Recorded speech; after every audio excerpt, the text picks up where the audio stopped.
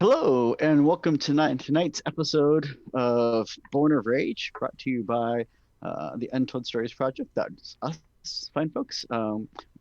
We are a independent RPG channel. My name is Jonesy, and I will be your storyteller for this evening.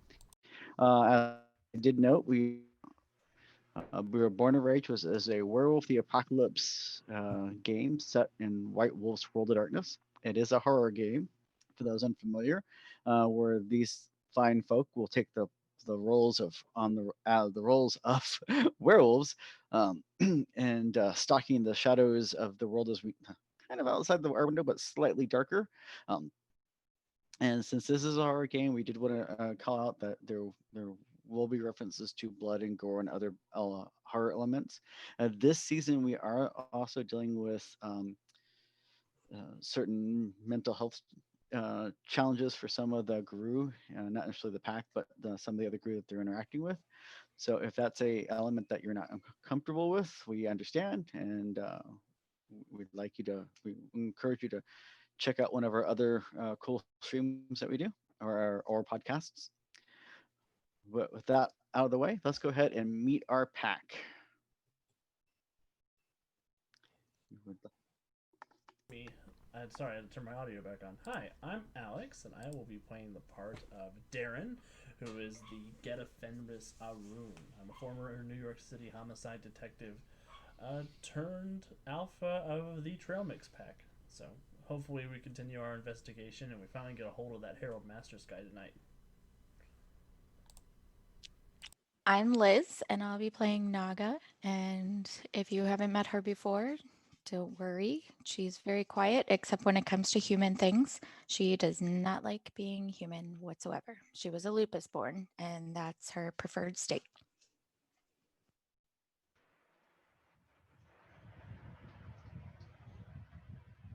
Hello, I'm Travis. I play Oliver, another man's treasure. He is a Bonar Menace, which means he was born in Garu society. He is really looking forward to learning more about the human world, and has already found his favorite thing, which is the New York City homicide detective that is in his pack.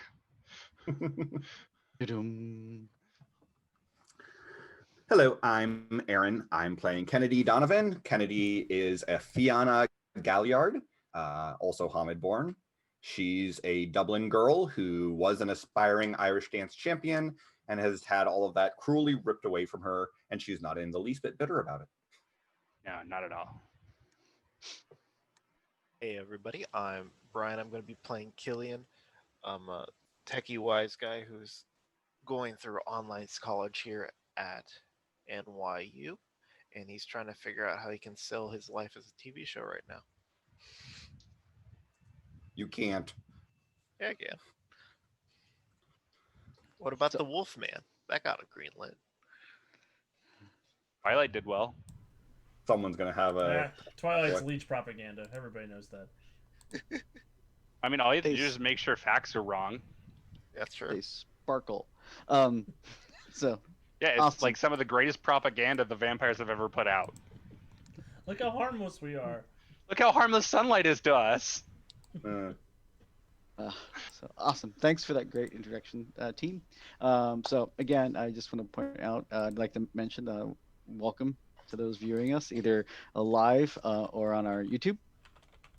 Our goal as a small channel is to kind of highlight some of the cool properties and settings that don't get as much love as some of the bigger name ones. So to that end, liking, sharing, following, all that cool stuff, it definitely helps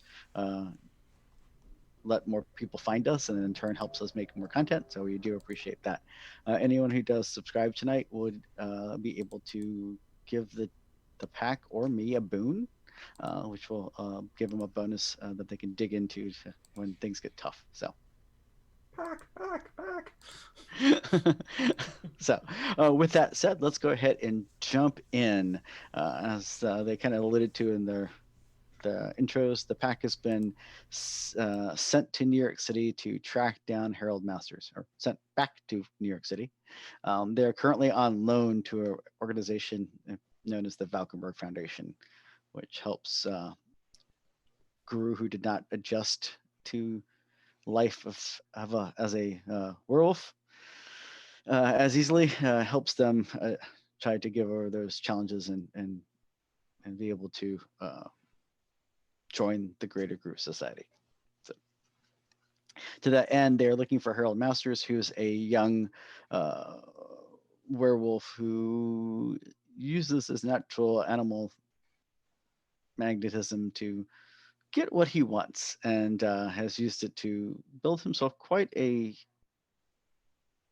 fairly substantial power base in the mortal world, until he discovered he was a werewolf. And now he's got armed with that knowledge, and apparently henchmen and gangs. Then he got actual animal magnetism. So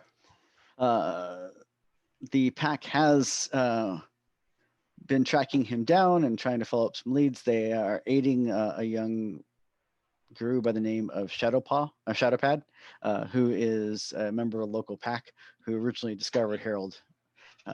And through their investigation, they are now, last we saw them, they had just left a rather popular night spot known as Nothing Shocking, and are looking for a place to crash for the evening. Was there anything else you want to do before you crash for the evening? I don't think so. I don't think I could think of anything. Okay. Nothing of any importance. I think the only thing we wanted to do was pick up Shadowpaw to make sure she didn't sleep by herself tonight. That's right. But Yes. other than that, I think that was all that we needed to do for the evening. So, since the pack, most of the pack members did originally hail from New York City, you actually have your own private residences. Well, at least a couple of you do here in the city. So, the pack will gather a Shadowpad and crash at Darren's house. Sleep. A house is a strong word. It's more like an apartment now. It was a house when I lived in the suburbs, but Melissa got to keep that. The same difference when it comes to New York, right? Yeah. So, cool. So with that, you do manage to crash for the evening. Wake up the next morning and get food and all that fun stuff. There was plans to go and eavesdrop on a meeting that that Harold was going to be attending this afternoon or late morning. A brunch meeting at a rather well-to-do restaurant in New York City that overlooks Central Park. That's Right. What... Which is probably something we should be talking about, because I don't know that we can all just mosey on in there, at least not on this side of the veil. I mean, that's true. You could also just say me. I understand. I didn't just mean you. Well, do we want to split into two teams and have somebody in the veil, or some of us in the Umbra, and some of us present and accounted for in the restaurant itself? I feel like that's probably a better plan. Sounds fine to me. We don't get like a weird hiki feeling when people show up in the Umbra, do we? No. Okay. Well, how often have we been following you in the Umbra, and did you feel that we were there? Look, I just generally have a hinky feeling when you guys are around, but that's unrelated. We're not criminals. Well, I think an argument could be made. We are now. Technically correct. The best kind of correct. So, Why is the old man our leader again? World experience. I'm not even. Also, that old. people actually are more likely to take him seriously. Yes, I am calling you old. and none of the rest of us wanted the job. There it is. I guess. That's the reason. Did you want it, Naga? I don't think any of you would follow me I would. because you We- have to. The leader, I am your charge. The leader can be challenged at any time of peace. I don't know if this qualifies, but I don't know that it doesn't. No, I'm not challenging you. No. Let's not do that right now. I am the problem, everybody.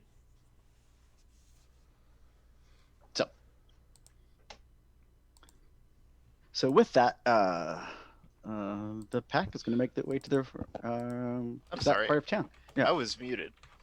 I was wondering if you were trying to say something, Brian. I was Yeah. like, I was like, I'm just being I'm like- ignored like in real life. Killian's never that quiet. There's normally more sass here. Wow, all those beautiful one-liners just gone down. Well, I was gonna ask, does this fancy schmancy restaurant have a website? Yes. Do they have their reservation on their website? Can you make reservations on the website? Yeah. Yes, you can. Is there a waiting list, or we're just good to go? There is a waiting list. Can I try to hack in Fix and that? get us bumped up? Sure, you can totally do that. I will do my darndest best. that Gosh sounded darn. suspicious to like you can totally try to do that. Yeah. Well, I know how to dice roll, so that's It's what you need from me, good friend. it is going to be a. You should have I can roll Uh, seduction. you could, but it wouldn't do you any good. You should have on your character sheet a hacking option listed with a dice pool already. Let me see. I don't think I do. I'm in. I'm in every 90s movie. It's usually wits or int plus computers. Yeah. Whoa. I'll go ahead and do. Everything all right, Yeah. Jonesy? Yeah. So the sheet just loaded completely weird for some reason on my screen. I was like, whoa, what happened? Yes, go ahead and make me a intelligence computer check. Gotcha. How hard is it? And it's going to be a 6. 6. Okay. I have loading 2 successes. Sweet. Yeah, so you're able to get in, and so you can kind of poke around a little bit in the system. There are no reservations for that hour. Not that there aren't any available. There just aren't any. That's weird. Well, at least it'll be easy to bump us up the list. That's a guess. Jonesy has not said anything particular. No, as you're poking around, yeah, you can see that there are a couple other reservations that are at that time slot that you can push someone back or forward or something like that, possibly. Oh my god, the Clintons. Well, I guess they're not getting a reservation today. Guys, we got us a nice corner booth. I did not get a reservation from that woman.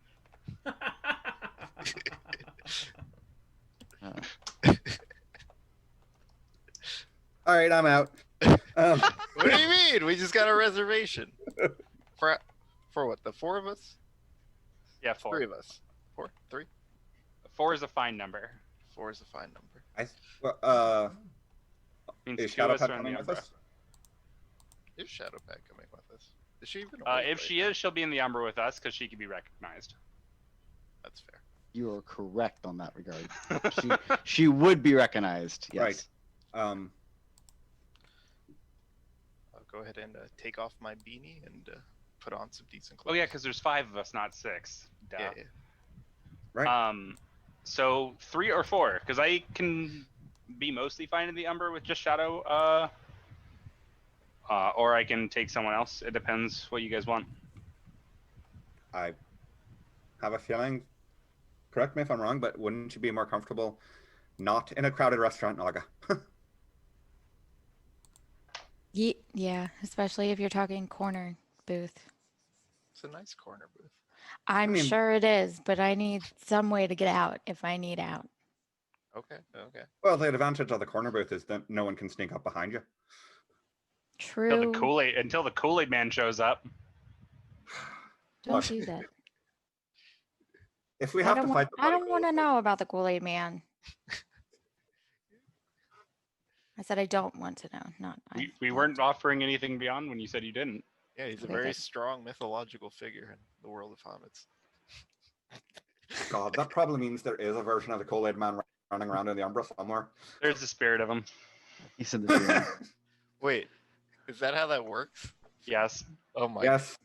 You remember that Enough whole thing about belief in you know it. that whole thing about human belief? Uh-huh. Yeah, that's a thing. Oh my god. Yeah. Chat, all mascots are canon in Werewolf. Isn't that crazy? Yep. They are they're in fact the spirit of the team. It's a whole thing. You can actually teamwork spirit's actually super cool. And you can choose any mascot you would like. Oh my Generally, god. they just kind of take the form of those things, less so of a they are that thing in like teamwork spirits take form of any mascot you would like. Not that there's a particular, not like the Padre from San Diego, the San Diego Padres is a particular spirit. The teamwork spirit shows up as the Padre. You know what, Oliver? I'm gonna keep that in mind. We might be talking to Chester Cheeto later.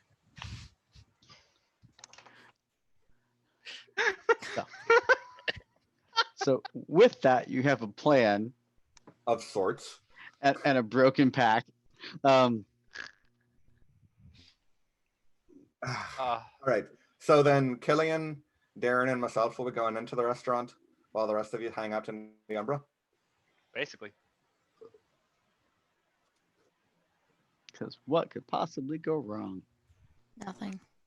hey guys, let's split the party. We're not split. We're just on the other side of the party. That's it. Tell that to every horror movie you've ever watched. That's okay. I don't trip when I run. Stupid. I trip when I stand. That's Brian.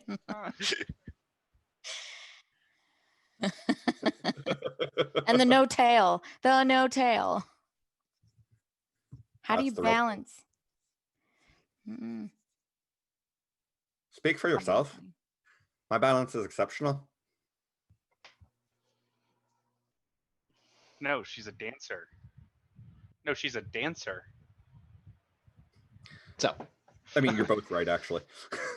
so I'm assuming this conversation is taking place as you're heading there to meet and make your reservation, Basically, yeah. or doing the prepping montage. Yeah. Because, yeah. So, Killian, from what you found on the website, it is a rather well-appointed and pretty fancy restaurant without being excessively formal. Ooh, nice. So, especially for like late dinners and stuff tend to be a little bit more formal. You get the impression of, but for late brunch, it's very much considered, a less formal. It's not suit and tie, but it definitely is a nice shirt, slacks, kind of, not an Applebee's. It's preppy casual. They would Like actually turn you scramblers. over. I don't think Scramblers is preppy casual. Unless you want Yes, to it sponsor is. Scramblers. In Pickerington. If you're in Powell, though. Just kidding.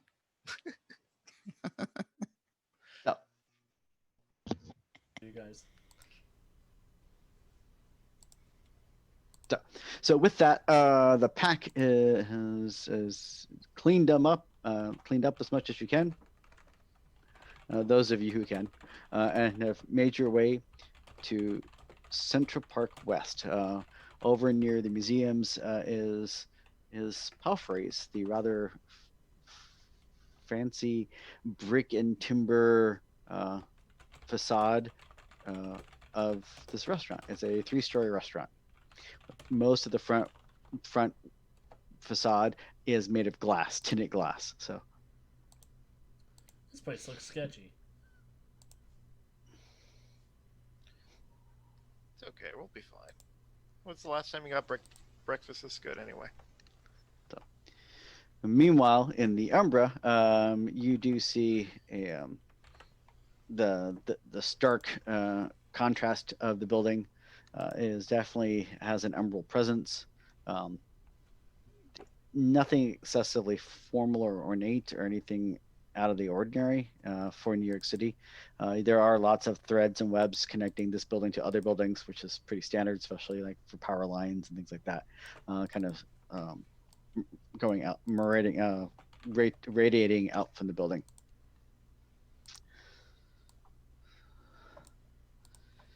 There do Alright. not seem to be any active spirits on this side. Occasionally on this side of the building, but occasionally you see various little bats and birds and stuff.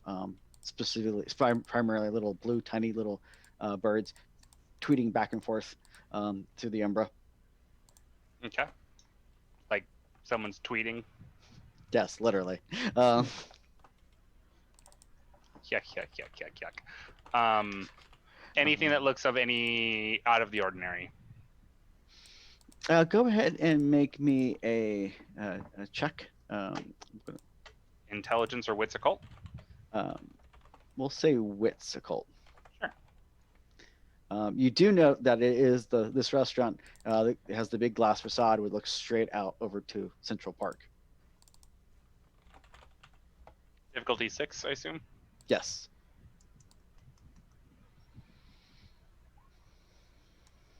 I got 1 success. Okay. As you're looking around, you don't see anything out of the ordinary. Nothing really stands out. Sounds good. So, especially on this side of Central Park, it's relatively nice. Mhm. You can see, like I said, up and down the street on the Umbra, you can see some of the other buildings. You do see a couple blocks down is the big museum, and out front of the museum, there's a stone lion. And as you're kind of casually looking around, it looks over at you and yawns. Oh. That's an awake statue spirit. Oh boy.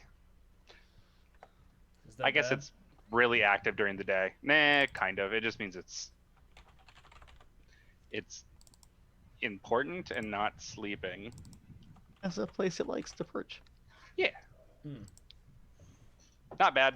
Not good. Kind of just like it exists. It's awake. It's a weird. A lot of city spirits kind of just sleep if they're kind of immobile. So He just like yawned and kind of just looked over at you, and then kind of like goes back to just kind of chilling in his own. existing.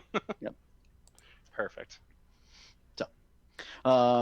Meanwhile, those in the mundane world, you walk up and there, as you approach, like I said, you see the glass of the tinted glass. Most of the glass around the edges have the fancy little shards of cut stained glass, making little patterns and stuff around the edges of the windows, and the windows themselves have a slight tint to them, so you can see into the restaurant, but not clearly. So you can kind of see people moving around and tables and stuff, but you can't get you wouldn't be able to paparazzi and take snapshots of specific people on the inside. Gotcha. As you approach the front entrance, there is a stand for as you walk to be check in when you walk up. The staff is all wearing very much standard issue black slacks, white pressed shirt, black tie, or the equivalent thereof. Killian, who did you put the reservations under? Schaefer. Darren looks at you like, did you just call me Schaefer? Yeah, Dad's taking us to our favorite brunch place. Isn't that right, Kennedy? Oh, Oh, He has us I for the don't think- weekend. I don't think I'm going to be able to pass myself off as his daughter. You can But pass off sure. as the maid's daughter. That's why we get Adopted. him on the weekends. adoption's a thing. I'm trying to connect with my stepkids. Okay, my There we my go. second wife is a lot older. That makes a little more sense. Cool, we've got our story. Uh, Oh, gods. Egads is how I have to say about that. Yeah, I'll walk up to the host booth and I'll just say, party of 3 for Schaefer. she kind of like checks and she like looks at you like, I don't recognize the name, and then she's checking pulls it up the reservations, and surprise, there it is on the list. Huh. Certainly, just give us a moment. And as you're standing there, you can you're standing near the entranceway. There's soft music playing in the background. Fairly sedate crowd. Place is packed. Isn't packed, but there's definitely full, and it looks like a couple of tables are actually marked off so that they're like little reservation signs or whatever for upcoming reservations, and a few of them are look like they're blocked off just for holding in case someone important decides to stop by. Not us. What do you mean? Apparently you Definitely guys. us. Apparently, you guys. Apparently. I got us the VIP table. What? After a few minutes, the waitress comes over and escorts you into your table. I'll take you upstairs. You're going to be sitting on the second floor. It said it is a 3-story restaurant. Thank you kindly. Go ahead and make me a go ahead and make me a Perception alertness. perception alertness. Difficulty. Difficulty is going to be 7. Okay. See if you can make out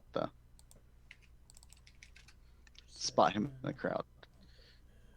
1 success for me. Let me make sure I'm in Hamid form. Okay, cool. We're going to 7. And of course, I 7 need a got name. me. What I am got 2 doing? successes too. Awesome. And I have got 1 success. So with that, you managed to spot him in the crowd. Several across the tables. There's several tables between you and them, full of other diners. But over on the far side of the room that you're on the floor that you're on, you do see a Harold Masters, along with his his current business associate, Leroy, and then also you see a rather attractive woman with long dark hair sitting next to Masters. But his colleague, we're expecting him to be like a homely little businessman, right? Not homely per se, but yeah, definitely is a man. Okay. And French. definitely older gentleman. Yes. So, but after last night's revelation that Masters has a fiance, you would guess that that's the fiance, Okay. Jenny Yoon. Yeah, you got the name last night.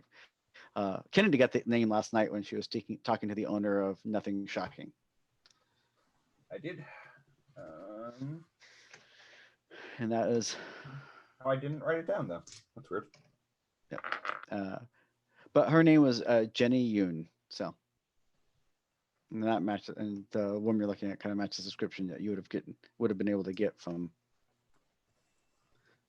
the owner. Nothing Shocking. Okay. With that,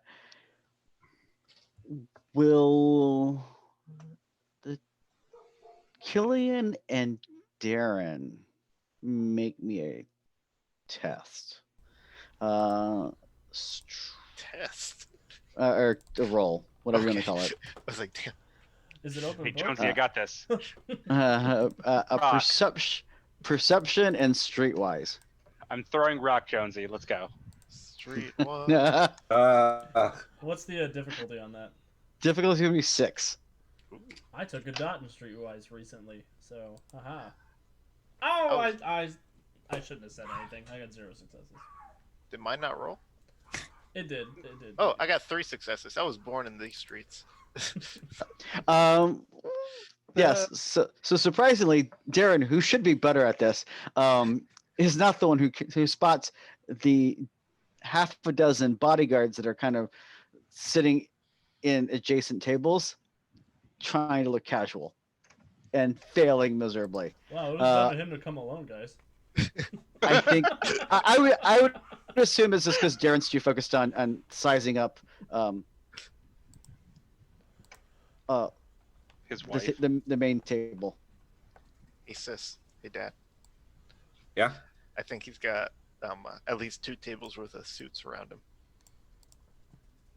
What are you talking about? I don't see anything. You don't see that 6-foot tall, bald-headed white man trying to order a martini? He's just hanging out. Let him live his life. He has a Rolex and a gun. I was going to say I have a Rolex and a gun, but we know that's not true. I only You don't have have one a of those things. Rolex. It's a fossil. Calm No, down. no, no. He has a Rolex that fell off the back of a truck. It was Uh-huh. a donation from a high-profile. Just remember, the Never- truck is the never. evidence lock, or the truck is the evidence locker. What's that law called, Dad? The one where you can take stuff if it's related to the case.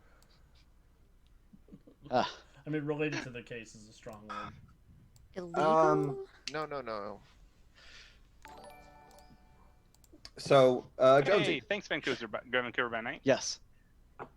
can I possibly try to do a mixed morph to give myself wolfy ears, which should hopefully hide underneath my long hair, so I can try to listen in to them?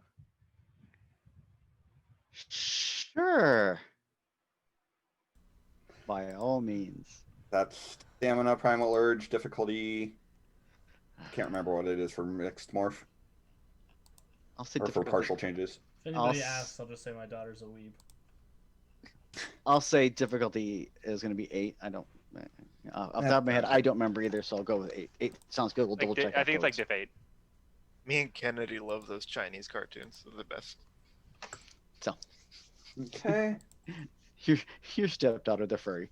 I will get 2 successes. Ooh. So you're doing that. Meanwhile, those of you who are in the Umbra, Yes.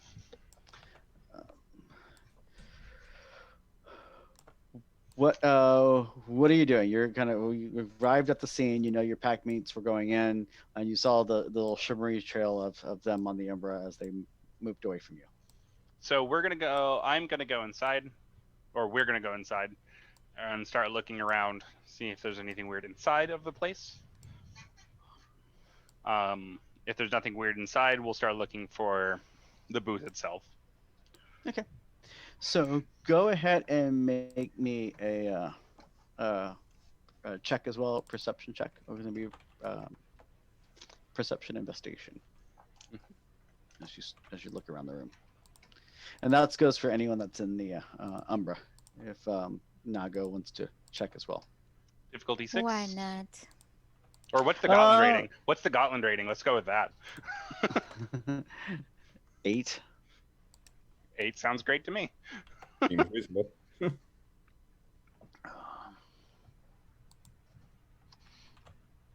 I roll. And as a reminder to the pack, thanks to the various subs we've gotten during season 2, you have 9 extra dice for dice pools that you can dip into. Thank you so Thank much, you, subscribers. We love you. everybody. We do. Apparently, I am actually blind in this situation. I got Oh. -1 successes. It's all Ooh. smog. I got 2. Nice. So I'm going to say that Oliver's trying really hard to give Naga pointers, and it's like, so if you look around, you can see this and see that, and check these areas for this kind of thing, and and if there's something there, you'd see it. And Naga's like, you mean like those things right there? What? If it was a snake, it would have bit you. So Don't say that. Don't say that it might be a snake. The snack. Why did it have to be snakes? Oh, So- snack. Sorry, my English is still not, it's that human thing.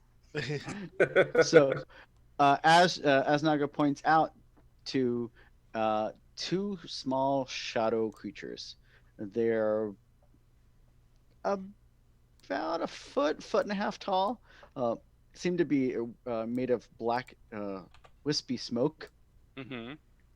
and they seem to be some sort of crossbred kind of thing. It's vaguely humanoid, but it's got like cloven hooves and a beak and little bat-like wings. And it just seems to be like perched up on one of the benches near some of the tables, and it just seems to be like watching the crowd.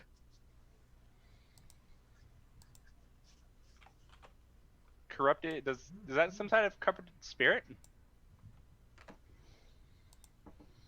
Or can I make a roll to see what type of spirit it is? Sure. Do you have Wormlord? I do not. I have a cult though. Wormlore. I What do you didn't mean realize. Wormlore? I didn't realize we were using the lore ability. That's forbidden text. You can't read it. Wait, do I have lore? I don't think so. Are you No. sure? No, no. I was just being snarky. Oh. So I'm That's one of those evil things. The more you know, the faster you become. Well, a black spell dancer. Great, with great Uh, understanding comes great problems. Yes. It's a Go- lesser known version of Spider-Man's quote. It's his Mhm. cousin. It's his cousin, Scorpion Man. Poor Go Scorpion. ahead and make me an intelligence occult roll, difficulty 8. I'm gonna botch this again. Watch. As a reminder, if you like, depending on I how got 3. Okay, I was gonna say, did you want to dip into the dice pool before you roll? But so with that, you are able to kind of meander over a little bit, get a better view of them. You do recognize them as a type of bane, Ooh. as is specifically a bane that feeds on greed and corruption. You said you got 3 successes. I did. So with 3 successes, I'll say that you know that it cannot manifest in the physical world. It only resides on the Umbra. Okay. And it basically feeds on vice and then pushes people to give in and do more on that. Basically, ooh, it seems like, oh, you have a bad habit of example. You have a bad habit of drinking. Boop. I'm going to encourage you to drink more, or Got it. You have a bad habit of drugs. That would be a good thing for you to do more right Yes. now. Exactly. All right. So, given the crowd, these are people that have money that they can indulge in their vices. So, Got it. it's not surprising that you're seeing these here, though it can complicate things if they spot you. Fair. How powerful do these ones look? They are not very powerful in general. These are Okay. relatively lesser banes. Got it. It's you'd be more concerned about them setting off or alerting something else than basically being taken in a fight by one of these. Right.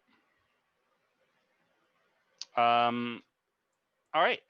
And with these things there, is there a real world peeking across the Umbra? Is there a real world thing in that area that would be that's strange? Is Masterson's there, or is it men? Is it just a different random people?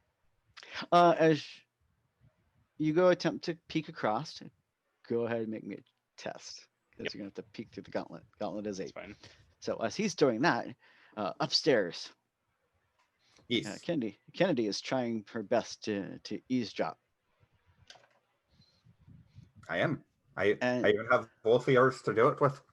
Yes, you do. And they're talking, and as they're talking, it seems to be that they're discussing the current situation, and basically Leroy is asking Harold, like, what kind of trouble have you gotten yourself into, and what seems you've disappeared for weeks on end. You show back up, you're surrounded by your goons. What and just kind of grilling him a little bit. Leroy seems a little bit concerned and is definitely keeping his composure. Words, but definitely seems a little bit. You're picking up on subtle body language and then certain inflections in his tone that other people may not pick up on because you're using rule figures. Okay. As you're looking around, as he kind of raises his voice a little bit, you see about 4 other people kind of over another table kind of tense up a little bit, and you realize that Leroy has his own goons with him as well. Gotcha. His seem a little bit more professional, a little bit more. Used to being Like- used to a werewolf in a room. No, definitely, but a little bit more used to being around high profile, like people So- and just They feel more like they are high-end professional bodyguards as opposed to thugs and leg breakers in bad-fitting suits.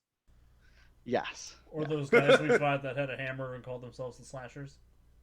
Now, Master's current henchmen do seem a little bit more put together than that, but they're a step up from the classic cliched mobster knee breaker versus professional grade A, you get what you pay for bodyguards. Yeah. Whereas Masters guys are a bunch of guys whose middle name is the. Pretty much. The nose, the face, the hands. Paycheck. Are we fighting a bunch of Dick Tracy villains? What is going After the first gang we ran into, probably. I think we need to We call already fought Batman and Batman call it a villains, day. so why not? All right. All right. So Kennedy will be kind of quietly, letting Darren and Killian know what she's hearing while this is going on. But Certainly. Now the fiance, she seems nervous. She definitely seems nervous, but she's definitely trying her best not to let it show. okay. So you're doing that downstairs in the Umbra. I got 0 to peak. Naga, if you would like to try, it is rolling Gnosis at difficulty 8 to be able to look across the gauntlet. I'll try. It won't let me open up my thingy. Whoa. Yeah. No, come on. No. All right, let's try refresh.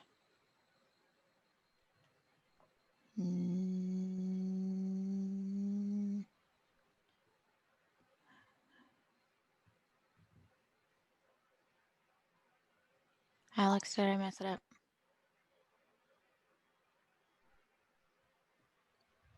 There it is. Okay. All right, what am I rolling? Gnosis, difficulty 8. Gnosis?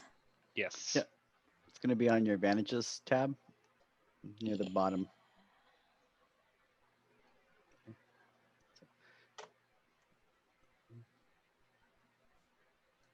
And if you scroll down, just click on the label, and the label will actually be a button as well. And then you'll put 0 modifier and then the difficulty setting. Do I have it? I'm sorry. Say the tab again, because I am. Advantages tab. Ow, ow, ow.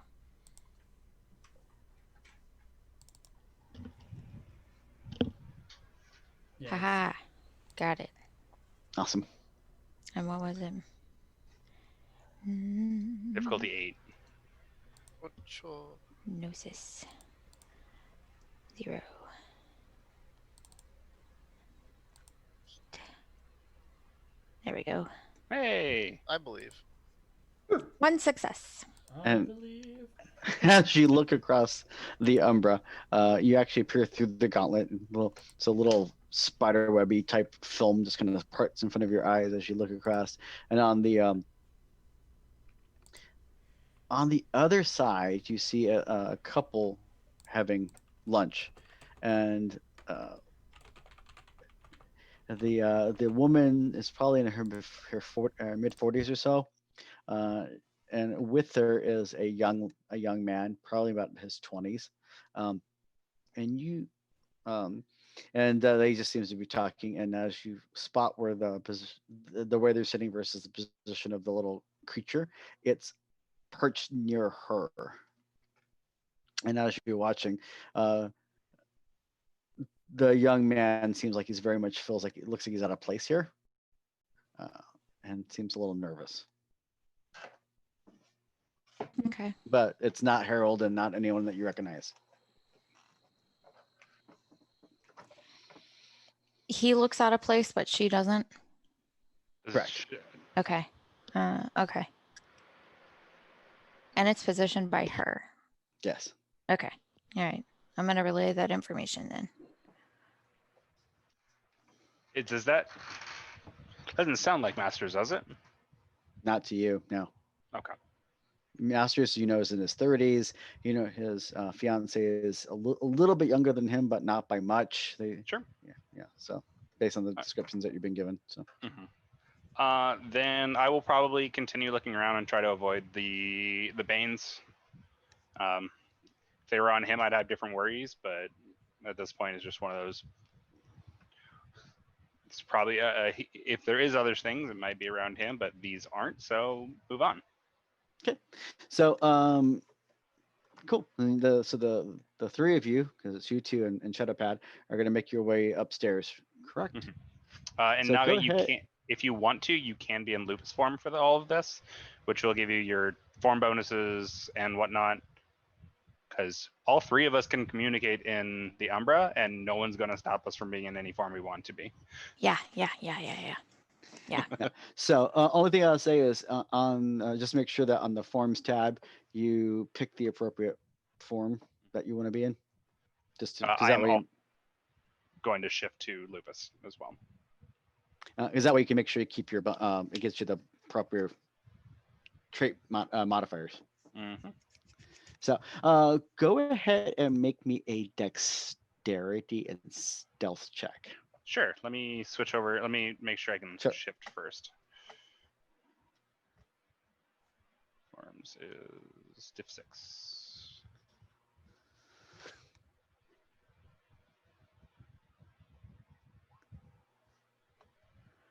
I'm able to shift.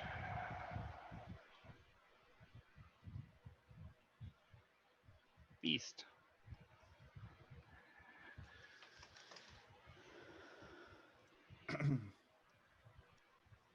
Difficulty 6, I assume.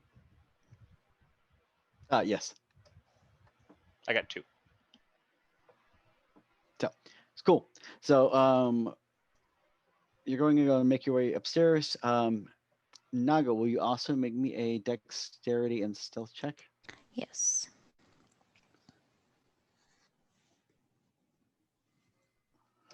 And difficulty is going to be 6. So as you're making your way through the little crowd, you do note that there are others of those types of banes kind of perched here and there. Not a lot of them. Not anything that would warrant like an infestation or something. But given the size of the crowd, you're not surprised. But it's just like there's a couple of them. Like, oh, great. So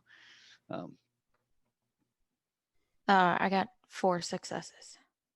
okay. So the three of you are easily able to avoid them and don't draw any attention to yourselves.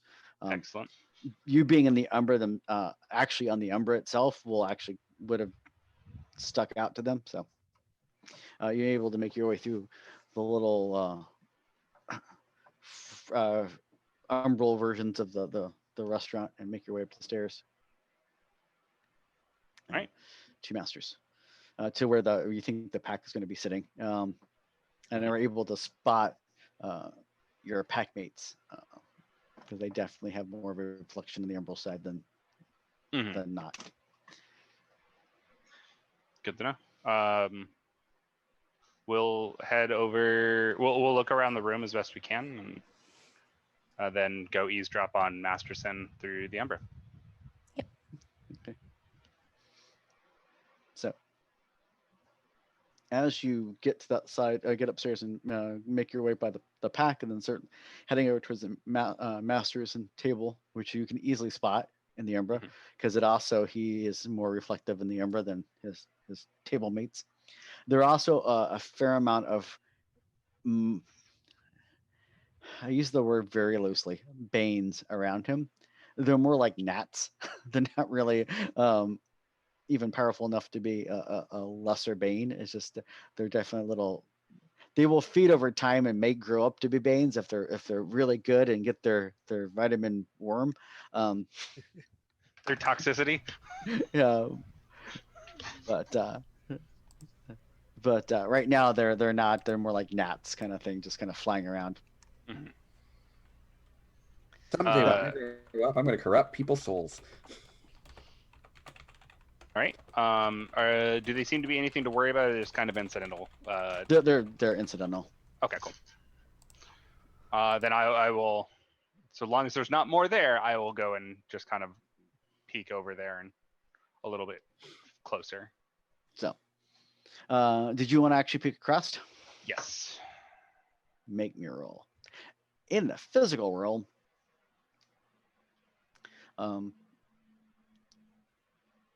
you are looking around and listening. He seems to be kind of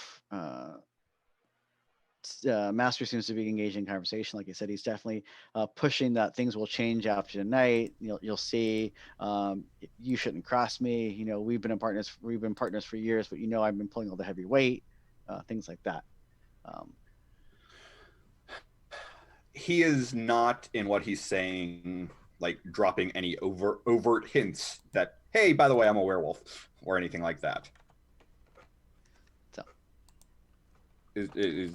I mean, that was a question I'm asking. correct. So far, Okay. he's not come out and he hasn't popped claws and hasn't said, you know, I am a wolf man. No, nothing that. It's more of a. He's definitely trying to be a little bit more tactful. Like he almost respects this person he's talking to. May not like him, and you Okay. actually get the impression he doesn't like him, but you get the impression that he's got clout, and I'm trying to make sure I don't Okay. draw too much ire in my direction. So Oliver, I'm guessing based on your facial reaction that you did not do well in your peeking across. I got the 0, underworld. so I just failed this time. I didn't botch. So My day-to-day is wonderful on my rolls. I at least made my stealth check. I'm happy about that. So, so as for why you were not able to peek across, you got distracted. That's what I'm going to say. Sure. As you're looking over, the second floor, while it takes up most of the floor, it's not a complete second floor. There's a little bit of a balcony that overhangs the front. Mhm. And as you're looking, you see a couple walking into the bar, into Okay. the restaurant, over the little overhang as they're coming in. And what strikes you is that you see a couple walking in. As you're in the Umbra. Oh boy. In the Umbra, you're seeing what appears to be a rather gorgeous woman Hmm. with long flowing red hair, wearing a long gown that seems to be swirling around her, made of leaves. Made of leaves? Yes. Okay, before I get too into this, describe the guy, please. The guy on her arm is a gorgeous gentleman with bright blonde hair, wearing fine, delicate looking silver inlaid and gold trimmed armor. Jonesy, I have a question. It will mean nothing to my character. Do these people have pointed ears? They have very pointed ears and long almond eyes and elongated facial features, and they're just unearthly beautiful. Oh, good to know. Have I ever seen a spirit like this? You have not. Okay. We have. Uh-oh. With an occult intelligence check, I will go for this. difficulty 8, you might have an inkling. You may have heard stories. You may have traded tales around a campfire. Alrighty. Maybe talk to Mother Rat. You also might have it bookmarked in your dice pool, in your handy dandy notebook. Handy dandy notebook really needs to be a Glasswalker fetish. Son of a. Are the dice not with you? No, Very that's another nice. botch. Yeah, that's another I'm botch. pretty but sure that's a 7 and a 1. You're pretty sure they're vampires. No, I'm just kidding. It's obviously a totem spirit that I just never heard of. Obviously. And they quickly move out of your line of sight and Okay. off screen. So Weird. Doesn't seem to be anything of any. Just seems like a spirit I've never heard of. Probably nothing to worry about, right?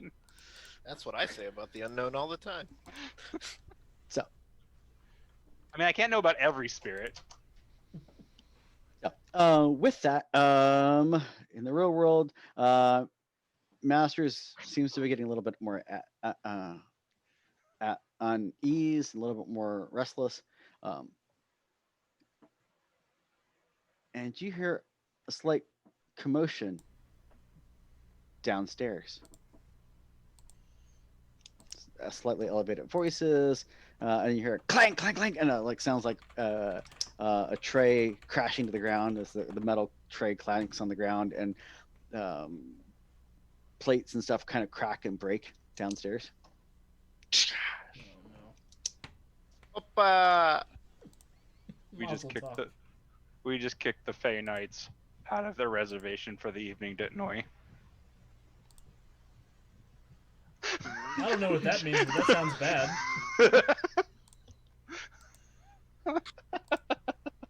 You didn't do anything. Seems like the restaurant messed up to me, you know? Mhm. Absolutely. Oh boy. They haven't even brought us our bread out yet.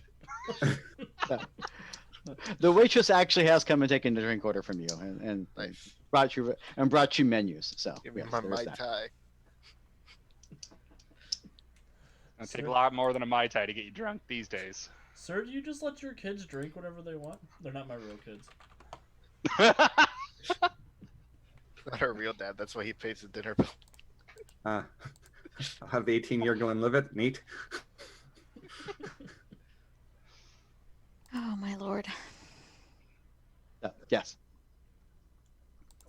So there's a clatter from downstairs. yes. There's a clatter, and it seems to be a beginning of a ruckus downstairs. Ruckus. Ruckus. Well, that's Can you describe this ruckus, sir? Yes, I can. It sounds like the voices are starting to be raised. It sounds like a two gentlemen beginning of two gentlemen beginning an argument is beginning to ensue. Things are definitely, that sounds like they're getting a little hostile, and you definitely hear a sir, please calm down. No. Oh no. Oh, Because that always helps. Oh, they got a Karen in here. it sounds like that's an issue, but I don't want to let it distract us from actually paying attention to Masters. So It's not our issue. That table seems to be oblivious to what's going on. okay. They're definitely so into their conversation that's what they're focused on. Meanwhile, a couple of the hired security goons do seem to be paying attention. They seem to be elevating, like, hey, kind of looking around. All right. Well, Do you think if we yelled gun or fire, we can get out of here real quick? or we could just leave. Why draw attention to ourselves that way? Oh, With that, you hear a crash downstairs, and the sounds like the breaking of a table. oh no. all right, I'm gonna go check it out. All right, Always the cop. Dad, we'll stay here. Remember, Dad, you're not at work. So I'm always at work. Why do you think I'm divorced? Darren, there are two ways out of this floor. There are two sets of stairs going down, and there's also a bank of elevators. I'll How take would the you like- stairs. I'll take the stairs. You don't want to go in the murder box? I will follow his umbral reflection down with him, so he's not going down alone, even if it's across the gauntlet. Being a little bit closer to your pack is always helpful. So, with that, you proceed to head on downstairs, Darren, with Oliver quickly in follow pursuit. Naga, are you going to stay upstairs, or are you going to go down with Oliver? No, I'll go down with Oliver. Shadow is still upstairs. She is. I was going to say, Shadowpat is going to stay upstairs. All right, fine. I'll stay with her. Okay. She seems a bit on edge and has been kind of quiet and reserved most of this mission. Seems reasonable. And there's a certain level of seething. She's like hatred. she's like 10 feet away from the guy who ordered the kill on all her packmates. Yeah, I mean, And her just her. wasn't And her. successful. he ordered the hit on her, it just didn't work. So, with that, you quickly heading downstairs. As you head downstairs, you're making your way around. You as you get to the bottom of the steps, you can kind of look back to across the first floor, and you see a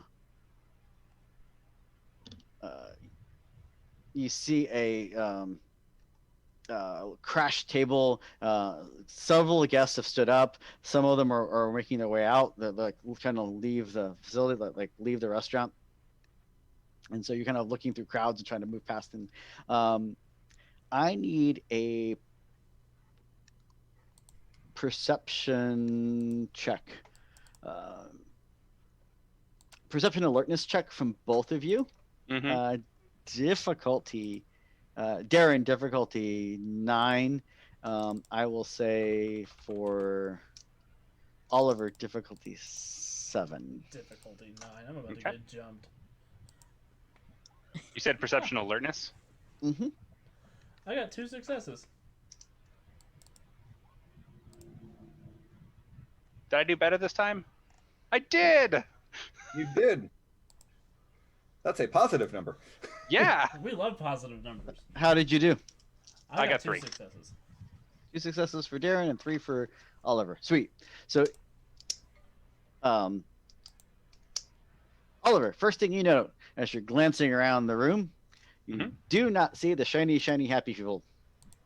Okay. They are not to be seen. Second, Darren, you noticed that there through the crowd, and the reason that you had so many because you actually literally had people walking. You're trying to look around people and stuff. As you glance around, you see the elevator doors closing, and you see a tuft of fur on the inside of the elevator door as it shuts. Ding! Oh no. In the Umbra, Oliver, Mm-hmm. you see the Weaver box that goes up and Okay. down. Okay. And you see. I know what an elevator is. I'm not Naga. Hey. Well, I said Weaver box Rude. because it literally looks like it's all made of cocooning and Got webbing. But yes, I was being snarky too. You're allowed to. And you see, They have elevators on Law and Order. ching ching. That. You see a big hulking 8-foot form of fur in there as it closes. Cling.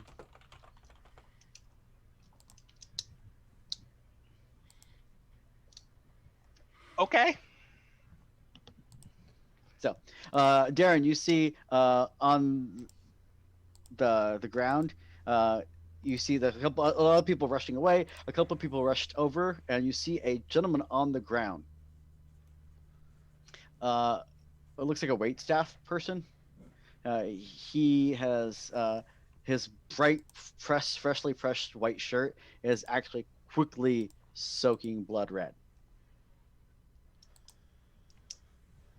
Oh boy. As he's and other people are trying to apply like towels and stuff to him to kind of stop the bleeding, and people are yelling to call 911 and things like that. I'm Oh gonna hell, I think step I know what's in. happening here. I'm gonna step in and I'm gonna sort of take control of the situation. I'm gonna delegate somebody to call 911, and I'm gonna ask who saw what happened. Everybody keep applying pressure to this man. We need to make sure he's all right.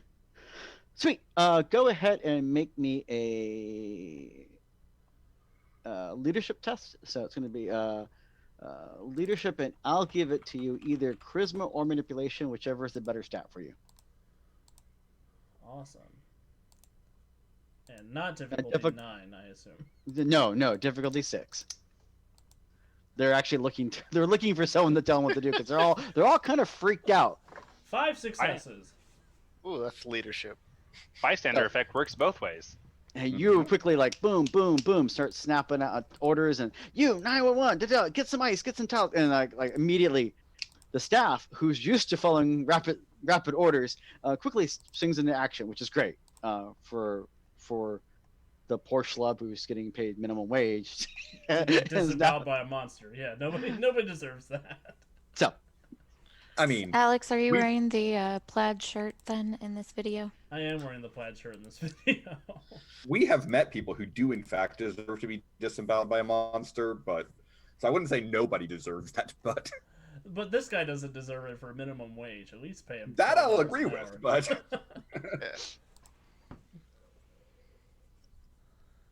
Is anybody letting me know what happened?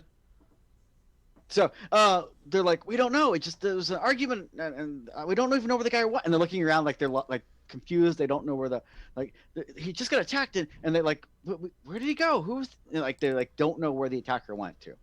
They seemed unusually confused. You've dealt with people in shock before. This seems to be shock plus. Oh, this is magic shock.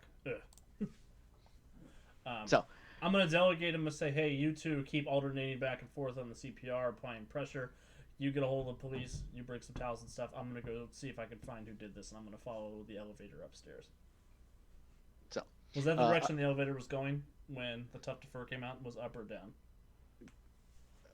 It goes up. Okay. I will go that direction and see if I can intercept whatever did this. As you're quickly doing that, upstairs. Ding! Elevator opens.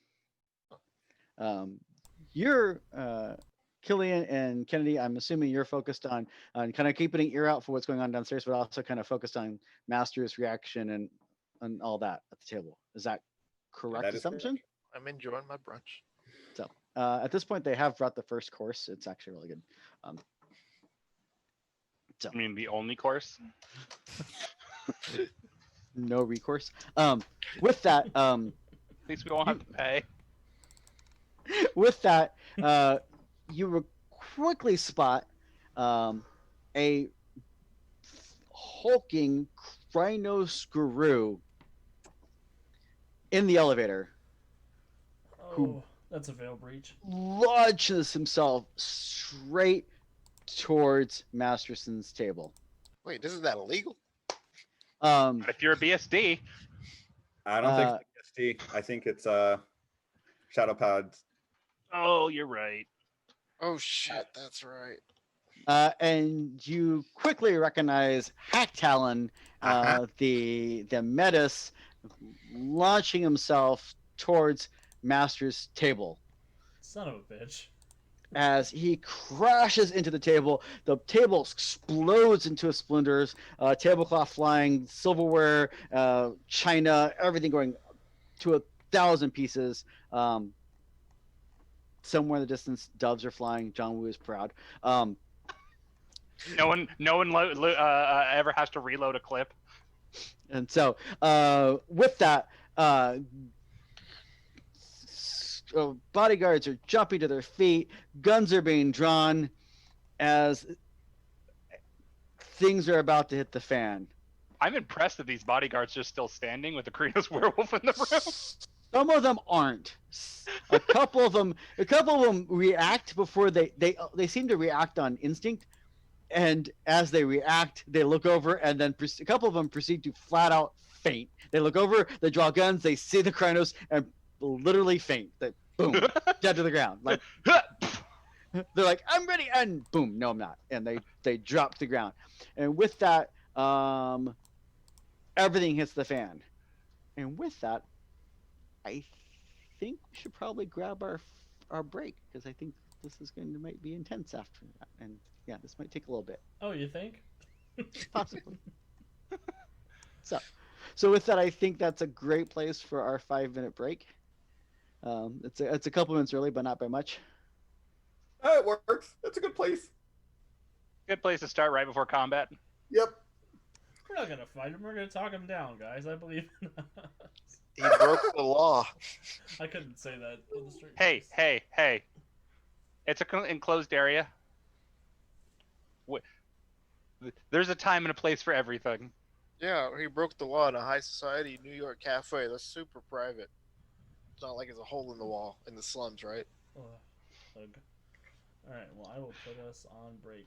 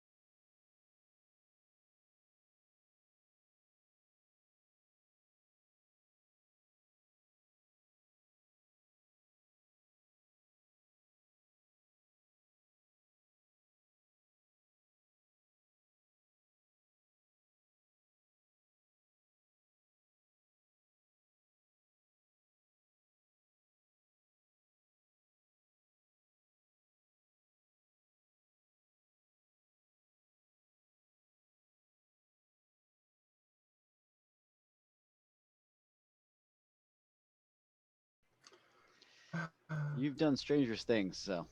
Alex, we can't hear you, so we didn't hear that countdown. I was saying I'm gonna send us back. Whoops. We Yeah, are that's why. live. Hi guys. So That is the power of mute. My bad.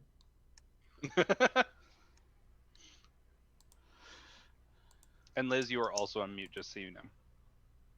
On purpose. That's fine. Just wanted to make sure. Yep. so yeah, things happened and stuff, and And Krenos in the real world, in the middle of a bar. what could What could possibly go? wrong? What's our mandate when this happens?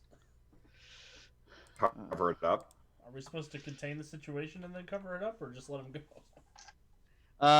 Yeah, you'd ideally you would help cover it up. You would stop it from escalating and getting out of hand, and it's a giant veil breach in the middle of the day in a rather reputable place. It's not like it's happening in the the middle of nowhere in a back in a small little back corner town in the like with a population of 10 in Texas somewhere or something like that, where it's like literally no like well yeah, those 5 people know they're werewolves. Well, you know, this and they don't have internet enabled phones with cameras on them. Right. Yeah. No, this is all bad.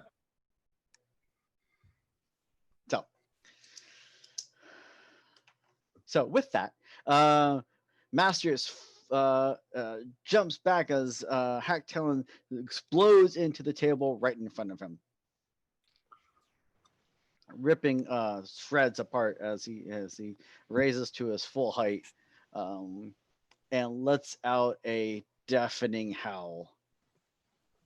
And I think at this point we might want to go in initiative order, just to make sure we don't lose track of stuff. Fair. Mhm. Very fair. But click on Yeah, your token fair. first. I'm not happy So- about it, but it's fair. So yeah, click on your token and roll for your initiative, please. Oh, Darren is not here for this. Oh, do I see a 6? Do I see a 10? Like, No whammies, literally, no whammies. That's the natural one, y'all. Oof. Come on, Oliver and Naga. I'm working. I'm looking for my initiative button. You're only allowed to get a 10 or a 6. It's on the combat tab, There it is. right at the top. That's not a 10 or a 6. Oh my god. We're also both in lupus, which is giving us like 2 extra traits each. Yeah. Sure. And we were eating brunch, so it was fair. Yeah, it's totally fair. I'm I just You got was not food in your eating mouth. brunch. I was Okay. marching up the stairs. Oh my god, Naga was I was just 19. enjoying my falafel, and then all this murder started. She has a 6 dex right now. Holy... Yeah, she used all of it on her one roll. Her initiative Yeah. is more than twice mine. Yeah. yeah. Yeah, you old man. At least we're going in Hey, groups. hey, mine's almost twice yours. That's true. I have a high dex. This You guys is are big- both higher than mine and Kennedy's put together. Or equal. The sorry. dice think otherwise. Oliver is equal. No, don't scroll to the beginning. No, the dice don't think I don't have a high dex. They just don't want me to reflect that. They know you're gonna come in and save things, so they want you to go later. Laugh. They know you want to sin. Yes. Yes. So. Wait, that means I go first. It does. Yes. it does.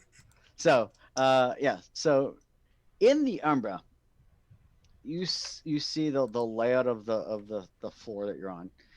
You can see kind of the shadowy silhouettes of tables and chairs, and occasional smudge here and there that kind of of people being reflected in the Umbra. Across the room, you see the shimmering reflection, indicating that something of the spirit nature is or something that's of the spirit world is there, sort of, which you know as kind of the umbral reflection of a guru. So that's the one you're assuming is Harold.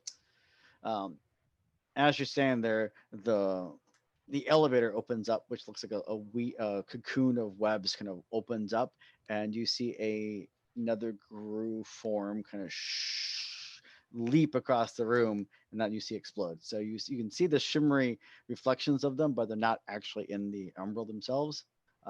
With that, you see several of those little black winged banes that you saw earlier kind of flutter and fly up into the air and seem to be flying around the room, looking around, trying to figure out what's going on. And they look over towards you and Shadowpad. What would you like to do? I was gonna say, can I hold my action? Because I'm pretty sure that Naga is just as confused as everybody else. You totally can. That's not a thing.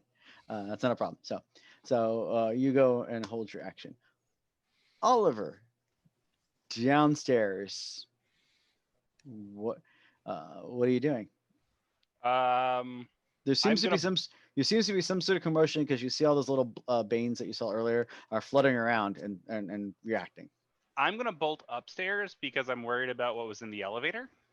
Okay, makes sense. Because fur is not something that's normally in the Umbra either, and not something I can normally see. So I'm going to take my turn to move up to the second and then third story if I can make it. If there's no obvious thing on the second. Yeah. So you're on the second. You know that the rest of the pack was on the second floor. So. Got it. So I move up to the second floor, to rejoin my pack mate and guest. And then that'll be my turn because it's probably pretty far. And then I'm taking in what's going on as best I can, what's going on the other side. Sweet. So you're upstairs. You're kind of looking around and you kind of get the quick lay of the land.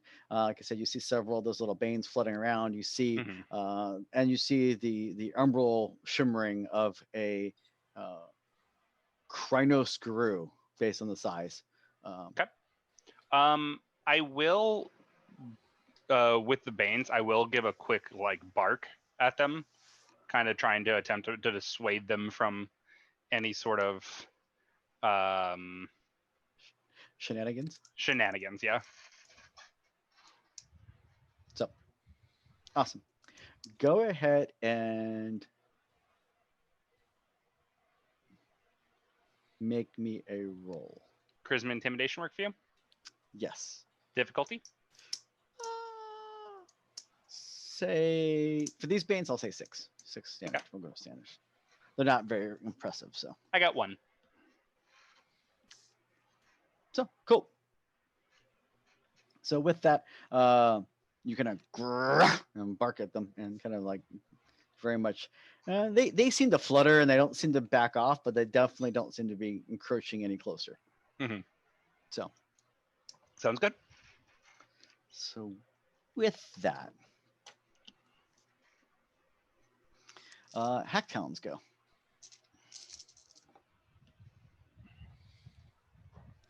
So upstairs in the physical world, the Killian and Kennedy, you see Harold stand there. He's kind of getting a couple steps back. And as he takes a couple steps back, he seems to be more imposing, a little bit more intimidating, a little bit more on edge, I guess is a way to put it, as he just seems to fill out his clothes a little bit more than he did moments ago. A little bit more Glabrow? Yes. As he does that, Hack Talon springs from the reins of the table, tackling into him, sending the two of them flying across the room, hitting the rail and falling over the rail to the floor below. As the table explodes. At this point, the whole first floor is full of screaming and yelling and panic. Killian, What would you like to do? I am very panicked at the moment. I would like to flip this table for cover, Okay. and I would like to shift into Glabro, so it just a little less conspicuous. Okay. And do I see a fire alarm anywhere? That's where my thought was. You so go ahead and make me your shifting roll. And it's going to be stamina primal urge difficulty 7 since you're going into Glabro, and then we'll have you make a perception check to see if you actually can find the nearest fire alarm. Okay. And while you're doing that, Kennedy, what would you like to do? Sorry, Darren. Sorry. Darren's ahead of me. I'm last.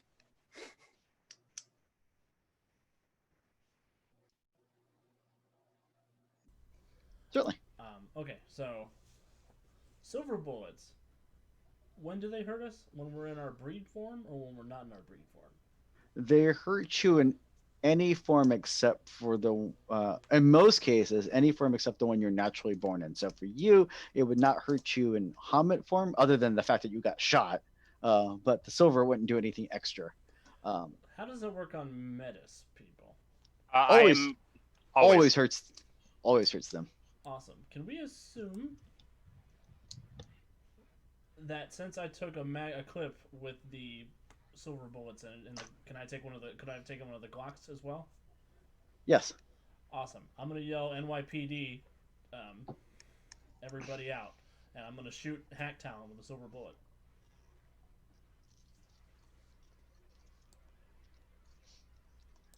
Okay. Because that'll defuse the situation. Go for it. The guy just needs more silver in him. That's all. Well, maybe he'll calm the hell down. So go ahead and make me a firearms check. It's gonna be X and firearms. Normal difficulty. Here we go. Wow. You guys remember? 4 successes. You guys remember You guys remember in The Office when the actor or when the people just look towards the camera and just like sit there and just let it soak in? I feel like this is half the pack right now. I got 4 successes, Jonesy. Awesome. So with that, that was to hit, right? That was to hit, yeah. How much damage does a Glock do? If you want, I can roll your Glock damage since it's just the same weapon, right? Or you could just tell him what the damage is. Yeah, if you just tell me what it is. Oh. Rate 4? Rate 4 Damage is you can shoot it 4? 4 times in a round. Damage 4. Damage 4? Damage 4. Awesome. Plus 3 extra successes. No soak roll. 3 successes. That he can't soak. Well, there's ways you can.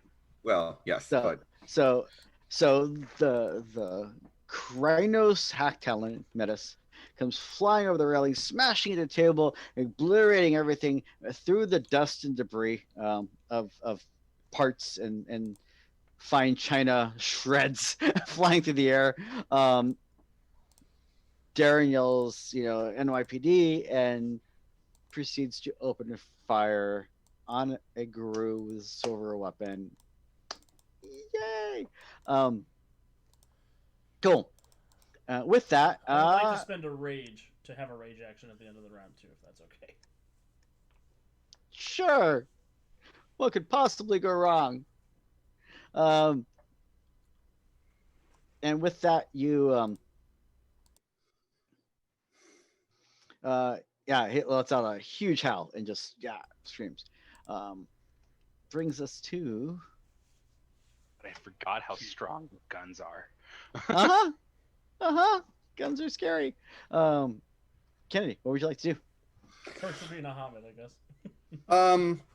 And Naga, at any point you want to interrupt, you just let me know because you're holding your action. so first, I am also going to want to spend I'm going to spend a point of rage for a rage action. Okay. The next thing I'm going to do is, I'm assuming that this is a fancy enough restaurant that they have like candles on the table. Yes, they do. I'm He going to likes- grab a candle, leap up on top of the table, and hold it right up against one of those little sensors that are on the roofs of every restaurant to trigger the fire suppression system. Awesome. Kennedy, I'm wearing a white shirt. Work it. Get those Oh, tips, you're man. right, Get that's those not my tips. problem at the moment. So Make your cash. So you're spending a point for a rage action, but you're not shifting. Is that correct? You're staying in That is combat. correct. I am not shifting. You have perfect balance as a merit, and I won't even make. And you've got ridiculous athletics anyway, because of your background. I won't even make you make a roll for that. You jump up on the table, no problem. Okay. And Killian, you were looking around for fire alarm earlier. Did you make that check? I did make it. I got 2 successes, but after seeing that, I don't think it's necessary. So Would you like to spend a willpower to abandon that action and do something else instead? No, I mean, it's I will just lose hope.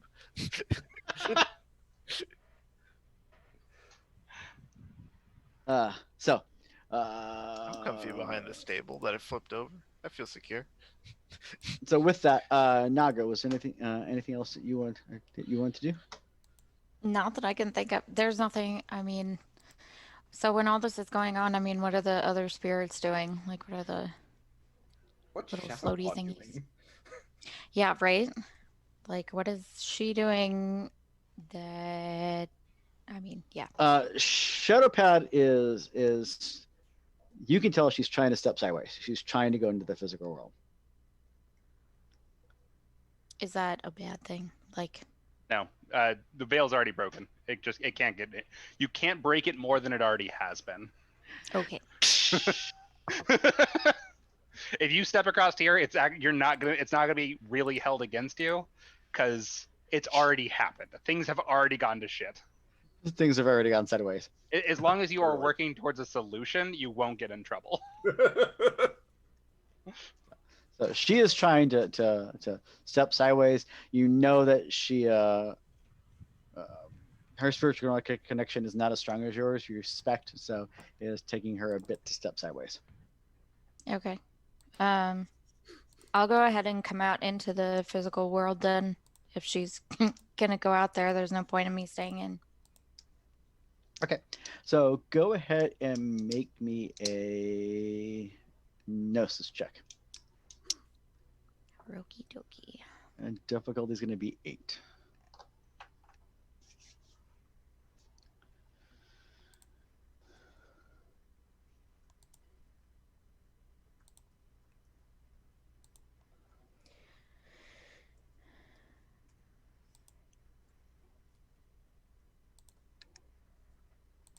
Two successes. Sweet. So, with that, you begin to step sideways. Awesome. It's going to take you Oh. a couple rounds.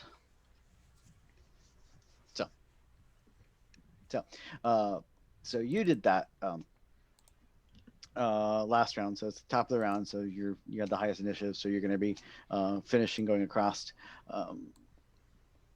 Brings us to.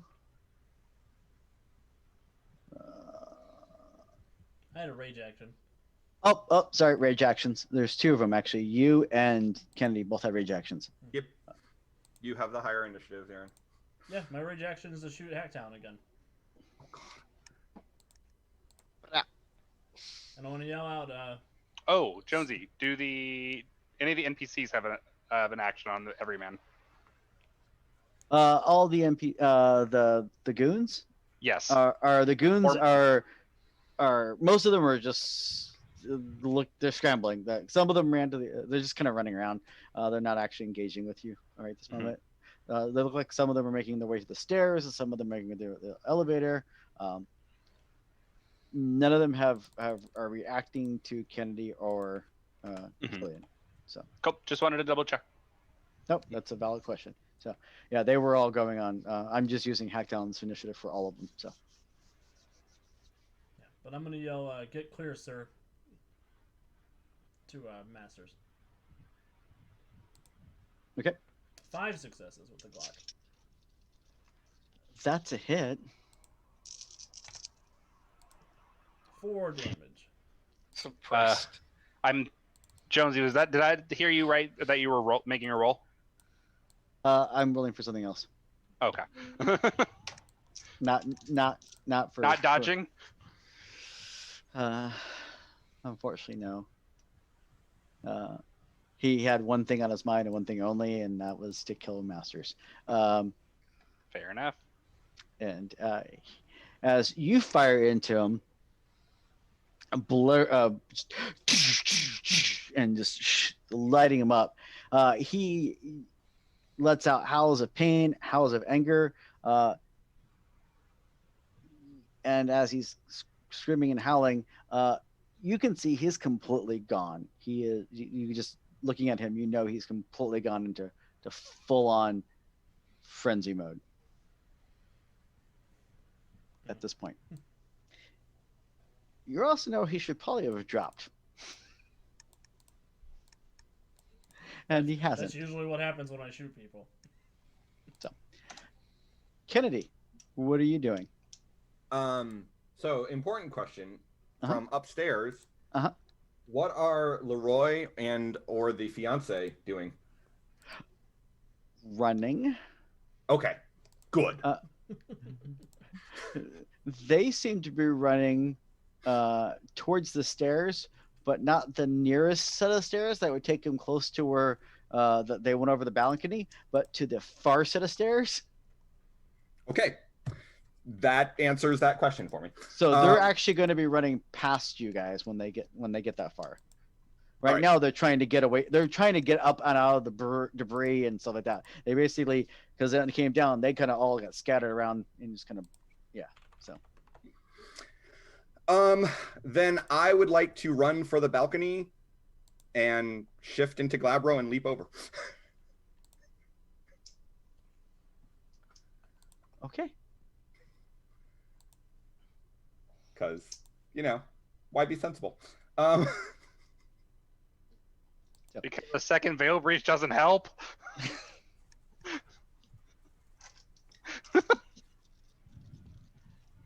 So,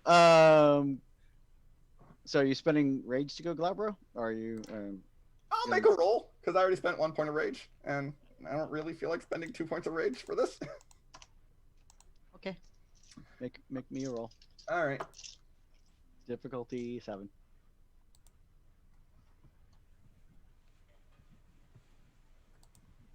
That would be 3 successes to change. Okay. So I'll shift into Glabro and leap over. You swear you hear bad 70s Bionic Woman music in the back, noise, sound effects in the background as Kennedy leaps over the railing and jumps to the ground. Okay. Do you need me to make any sort of roll for that jump or? Yeah. We're gonna say Dex and Athletics. Okay. I'm good at those things. Yeah, difficulty 7. Okay. As you're doing that, that was the end of the rage actions.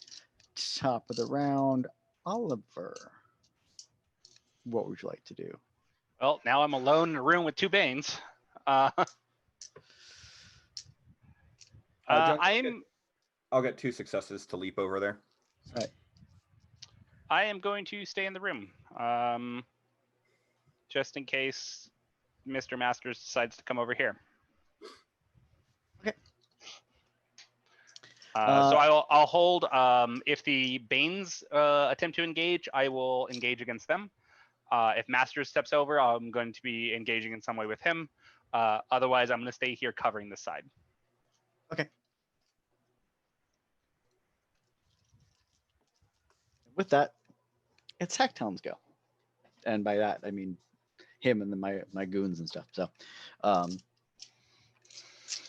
So, several goons are running downstairs, having seen Kennedy jump over the railing. Several of Master's former bodyguards are opening firing at you because they assume that you're some sort of combatant because you're leaping over a railing as opposed to running downstairs. There. So they fire in your general direction. And they hit you. I'm going to need you to make me 3 soak rolls, please. Okay. Leroy's 4 henchmen are following him and rushing towards him. So they're going the other direction. So they're not engaging. They look like they're trying to get the boss out of the scene. With that, Jonesy, I will soak 3, 2, and 2.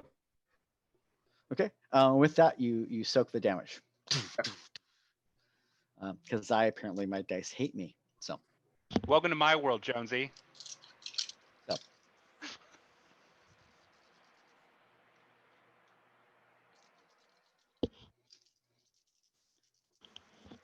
So with that, I need a. Oh yeah. This is gonna hurt a lot. Hacktellen spins where he is, Ah, hell. looking directly at Darren. Blood spilling from his multiple gunshot wounds. He looks like he's on death's door, but he also looks like the incarnation of death itself as he's gone full frenzy. And he launches himself at Darren. I'm gonna yell out, I knew this was a job for the K9 unit.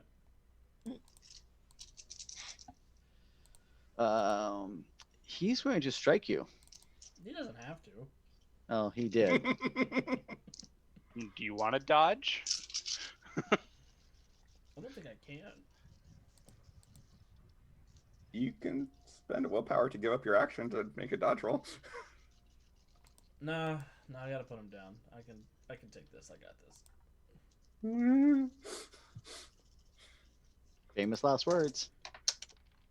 I can take the fireball. Is it aggravated soaking? This will be aggravated damage. That is correct. Cool. 3 successes. Take 2. As he leaps at you and slashes with his claws. And you know he's gone full frenzy, which means he's just going to keep attacking you.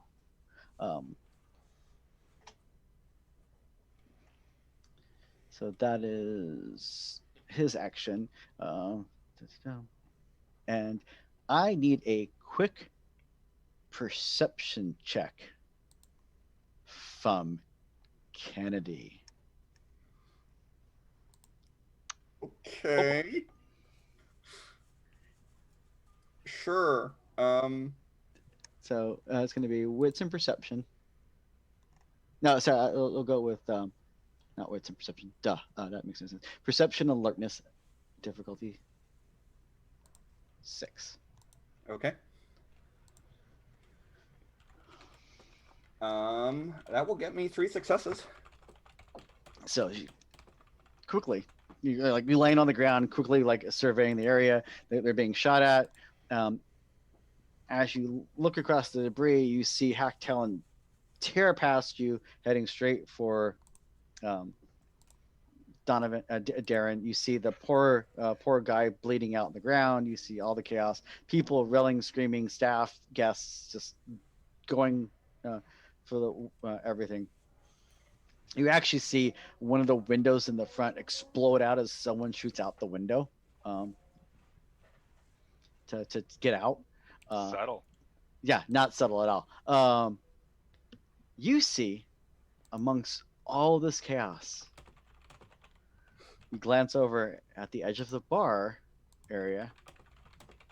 You see what looks like a 2 to 2.5 foot tall cat sitting there, perched up on the counter, on the bar. It has a strange spotted pattern and oversized eyes that seem to be shimmering black, and what appears to be a silver band kind of wrapping around the front paw. And it's staring straight at you. It's not- Sora, is it? It's not. Yeah, I would say it's not Sura, is it? No, this looks like no, definitely not. It looks more angular and thin and lithe, and doesn't resemble a specific type of cat you can name. Okay. So it's a cat, not a cheetah or a. It's cat. Yes. Okay. So all that chaos going on, it's sitting there. It's sitting there perfectly pristine, perfectly still. Its paws are kind of set right in front of it, sitting there. Its tail's curled up next to it, like it's all tucked together. Entirely unbothered by the scene. Completely unbothered by any of the chaos going around you, and no one else seems to be reacting to it either. Brings us to Killian. Chaos ensues. You see, like I said, upstairs, Leroy is trying to make a run for it. He's actually grabbed Jenny and pulling her along with him, and his 4 henchmen are following behind them. They're the ones closest to you. You see several of the other goons. Some of them are leaning over the railing, shooting down. A couple of them running towards the stairs to go down. One ran over towards the elevator. How rough do I look in Glabro? Is it passable? In chaos, probably. Possibly. Depends on how much of someone gets a good look at you. With everything else going on, you're hoping your kind of scruffy hair and stuff is gonna, would help kind of blend you in. But you think Oliver in normal Hamid mode would stand out way more than you would in Apprentice. But I can shift back to Hamid for free, right? Yes, shifting to Hamid is a free action. Okay. But regeneration is something that does not happen in Hamid form. Okay. It's a very dangerous situation I'm in. I only bring that up because, yeah. I mean, there's water and chaos and. You bring it up because of all the wonderful things you do. Da da da da da da. You know what? I'm going to shift back into Hamid. Okay. And I'm going to try to hustle and bustle with Mr. Laurent on the way out. It's part of the good old trauma squad. Sweet. Since he's an older gentleman, I assume he needs the help. Cool. So as you're doing that, go ahead and make me a perception alertness check, difficulty 8. As you're doing that, and we'll jump down to Darren. What would you like to do? I gotta shoot this werewolf in the head. In the mouth. Sorry, Hackon. You could knock him out. So, Can I knock him out? I mean, Oh, Silver will definitely kill him. Yeah, I was gonna say he's taken enough aggravated wounds from the silver. You could just do bashing damage to him to try to knock him down without killing him. Yeah, use the butt of the gun. Whip him. I'm not gonna use the butt of the gun, but I will draw my heavy revolver that doesn't have silver bullets in my other hand, and I'll just Johnny Woo it. okay. Kablow! 1 success. All you need to hit. 5 successes. Ow! Turns out when you shoot anything in the head with the 357 Magnum, they usually think the other way. And you said 5? 5 successes, yes. So much murder today. On our friends. You are a very lucky man. Because he was going to spend the rest of his rage actions to try to tear you to shreds. Yeah, I figured. So with that, boom! You shoot him and he drops. Um, so uh, so yeah, you fire your gun and do that. Did Killian? Did you make a perception check? Yes, I wanted to use one of the dice Well, from the dice pool, okay. and I will go ahead and use a.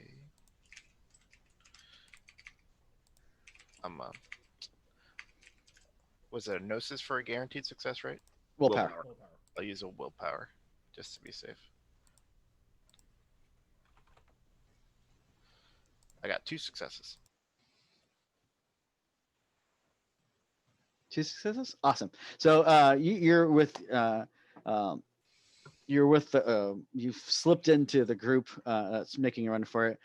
You get this impression that one or two other people have also slipped into the group to try to get to, like, oh, arm, and all the guards have pulled guns and stuff like that, and they're all very much in They're gonna protect this. in protect mode. And your best guess, based on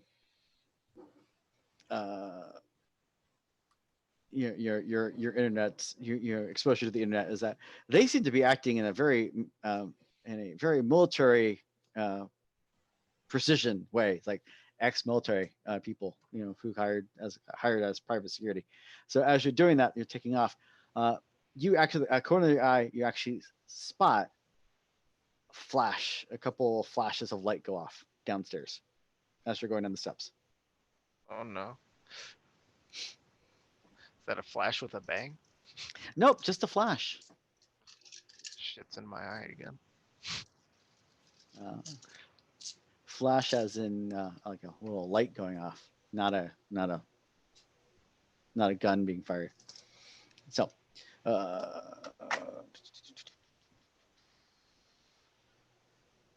Kennedy, you hear the bam, and you see Hack Talon's body kind of shudder and then fall, boom, to the ground.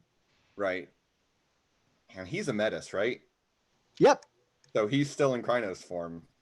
No, I don't. He referred it to his breed form. Right. Which is Krynos. Yeah, I will walk you through to the masker and the veil. Yeah. You're a What's vampire. Masters doing at the moment?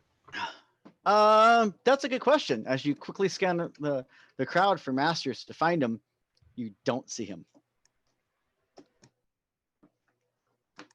He literally said he went with his group. No, Leroy went with his group, his goons. Oh, okay. Masters went over the railing with Hack Talon. Master dipped. Down here where I am. Yeah. And you look over the table where he came crashing down, and you don't see him. You quickly scan the crowd for him, and there's a whole bunch of people making a run for the door, but you don't spot him. I was hoping to bamboozle him. But you do hear the sound of distant sirens quickly approaching. Yep. We need to grab Hack Talon and get out of here. Can somebody drag him into the Umbra? I was gonna ask Jonesy. Nope. I know you can bring a pack member with you through the Umbra, but Can Shadowpaw bring him? what into about the an Umbra? unconscious? Yeah, Tara might be able to do it technically.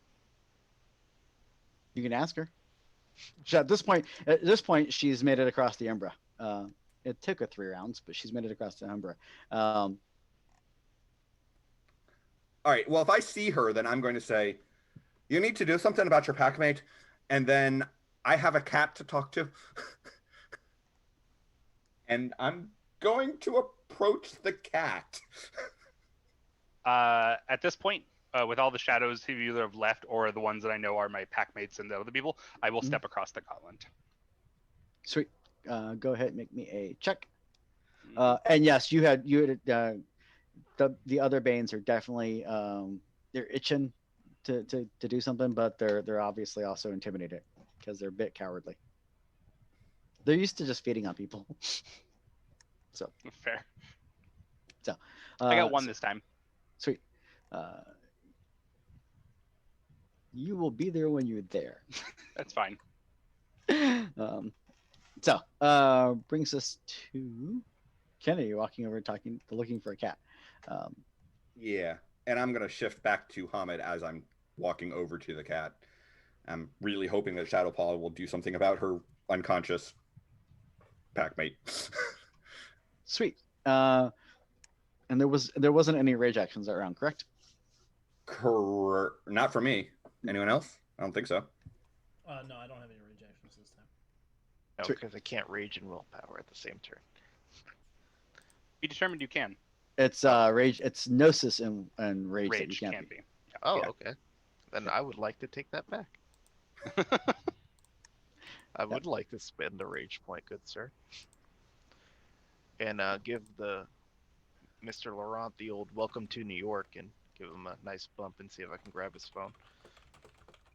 It's a good one. So yeah, actually, yeah, totally. Dex and larceny? No, it's larceny. Larceny. One of the best abilities. It's so useful for just different things. Hooray for crime. And I will take from the dice pool again. What's my difficulty in the chaos? Difficulty chaos is going to be 6, standard diff. Ooh, nice. Um,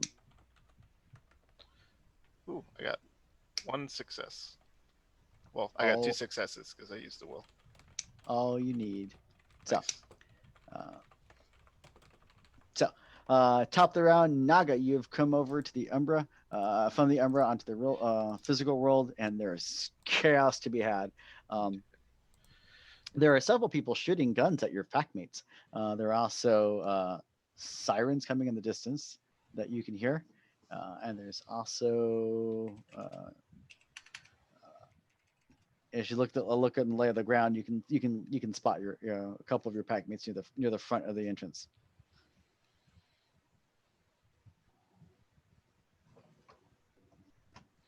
Was there anything specific you'd like to do?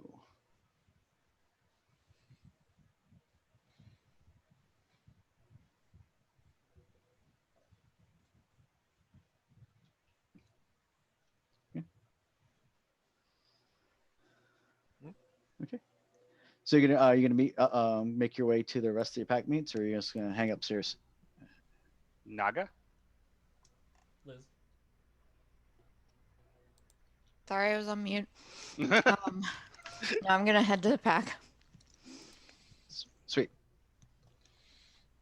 So you quickly are able to get down to the pack and meet up with the rest of the pack. Are you going to stay in lupus form?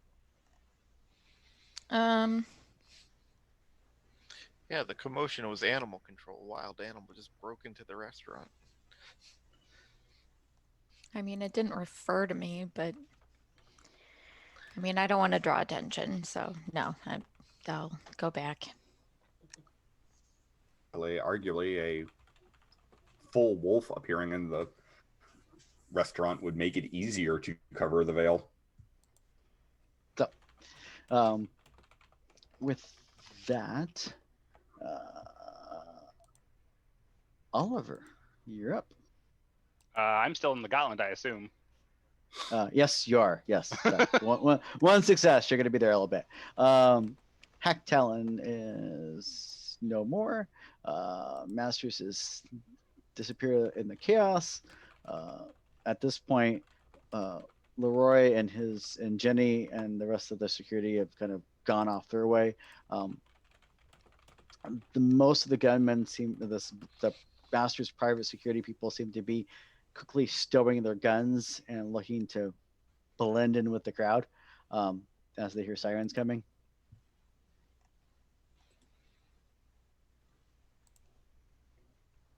Killian, you have a phone now. Anything else you'd like to do?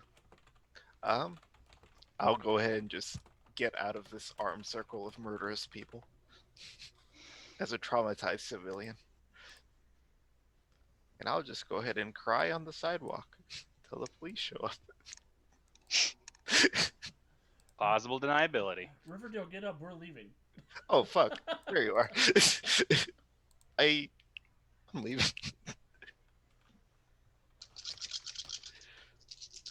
And I'll wait No. till we are in a safe place to talk about the cell. So with that, Shadowpat has gone over to her packmate who's unconscious, not dead, but mostly dead. A whole lot of mostly dead. And she yanks him into the Umbra with her.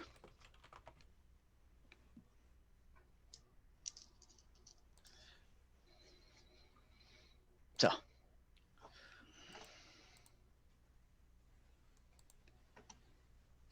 So we're all going back to Darren's now.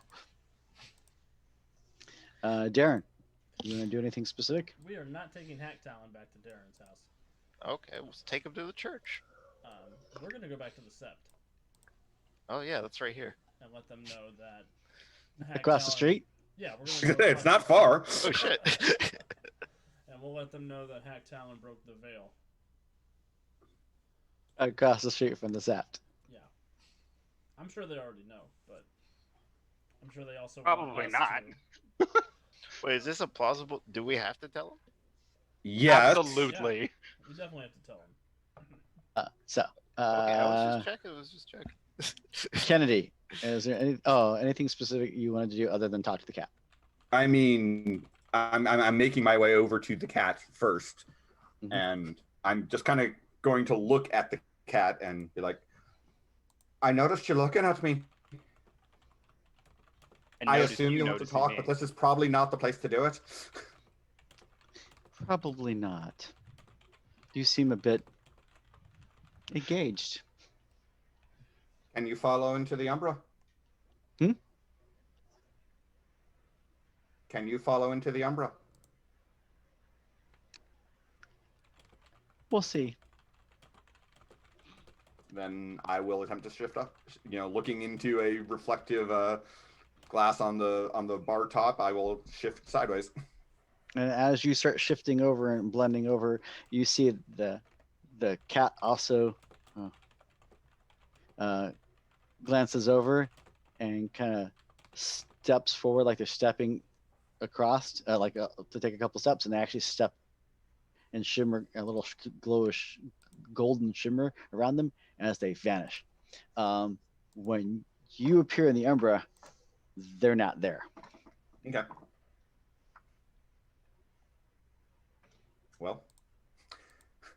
Well, that's something to worry about for another time. And then I will start in the Umbra, making my way over to the Sept, assuming that my pack is going to be smart enough to be doing the same thing. So with that, you see Shadowpad trying her best to drag the big brute of form of unconscious Hack Talon. Right. That's right, that happened. So let me give you a hand with that. So him. between the two of you, you can deadlift him and take him across the Sept. Well, it's in the Umbra. We can shift into Krynos 2 to pick him up and carry him. Yeah. So with that, we're slipping out of the rounds. So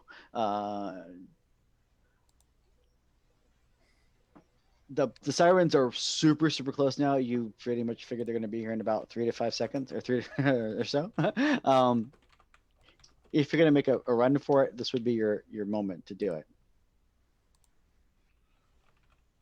Unless you want to stay and talk to the cops and try to cover up the veil breach. Nah, I'm gonna leave that to a much smarter guru than me. So with that, Oliver, you have shifted out. We're going to say you shifted out into the Umbra. Sure. I'll spend a rage to go back to Hamid because that was a lot longer than I expected to be in the Gauntlet. I am going to kind of take a look around and see what like happened like with the thing, and then I'm going to grab a knife off the table, probably the bread knife. Basically cut myself so there's blood on the knife. And then act like a deranged hobo on the second level of this restaurant, so the people have plausible deniability that a werewolf didn't break in. So, I'm going to be probably arrested soon. Oh no. That is my Joy. plan. That is my plan. Because I think it's going to be a lot easier to get someone out of. Actually, I will move downstairs quickly after the commotion and start looking to see if I can't find this guy that got hurt earlier. Oh, he did.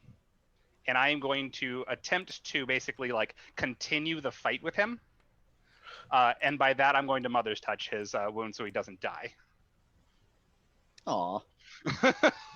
Because murder is really hard to cover up. Assault is pretty easy.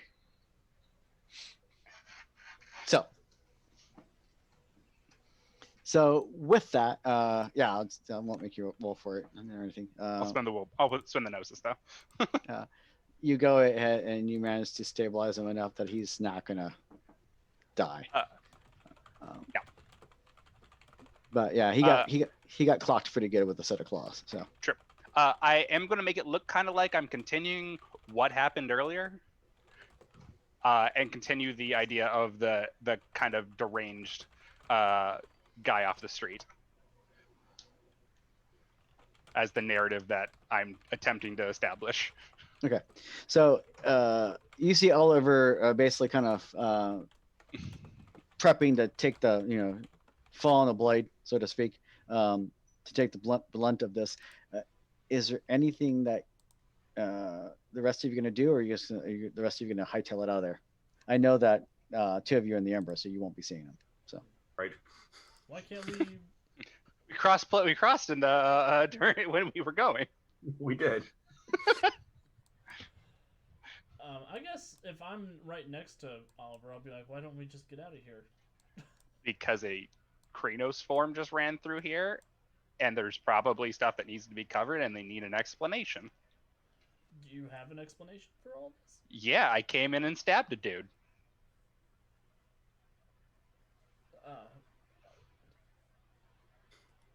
All right. Well, when you get downtown, if a police officer comes here, make sure you. I'm gonna stay. Keep my mouth shut. That's a good boy, Oliver. See, he does know something about the human world. Don't talk to anybody but Detective Reading, okay? Okay, this is what I learned from SVU. People who talk get caught. Yeah. Snitches get stitches. Talking get caught. My man lives by Bible.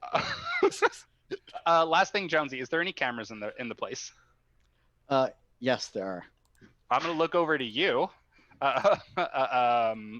Fucking, why can't I remember your name? Can you take care of the cameras?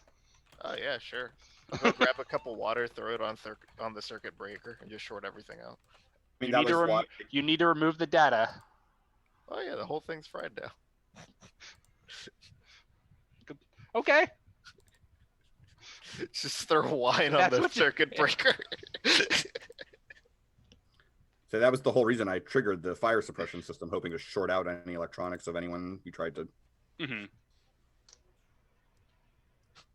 At that point, Oliver rushes downstairs to go help the guy that is obviously likely dying from a Garu's claws. Sweet. So Oliver's taking care of that. The rest of you are hightailing it out of there, so Oliver can take the fall, and hopefully then the SEP can do their thing and get him Get taken him out. care of. It's a lot easier to do it if you can establish a narrative to start. So the rest of you, either through the Umbra or through physical realm, managed to get out of the restaurant and get across the street into the Sept as you basically watch cop cars pull up and fire trucks pull up and ambulances pull up and just cats and dogs pull up. It's just a chaos ensues outside. And as you're doing that, a lot of them are standard patrol cars, but you do see a couple unmarked cars that are quite obviously detective cars. And as they do, you, Darren, spot an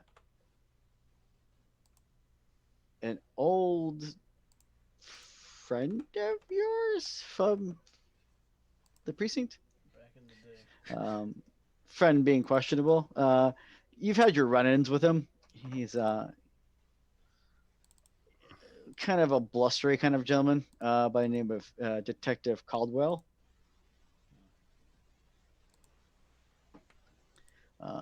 He's kind of a grizzly, older veteran of the force, and definitely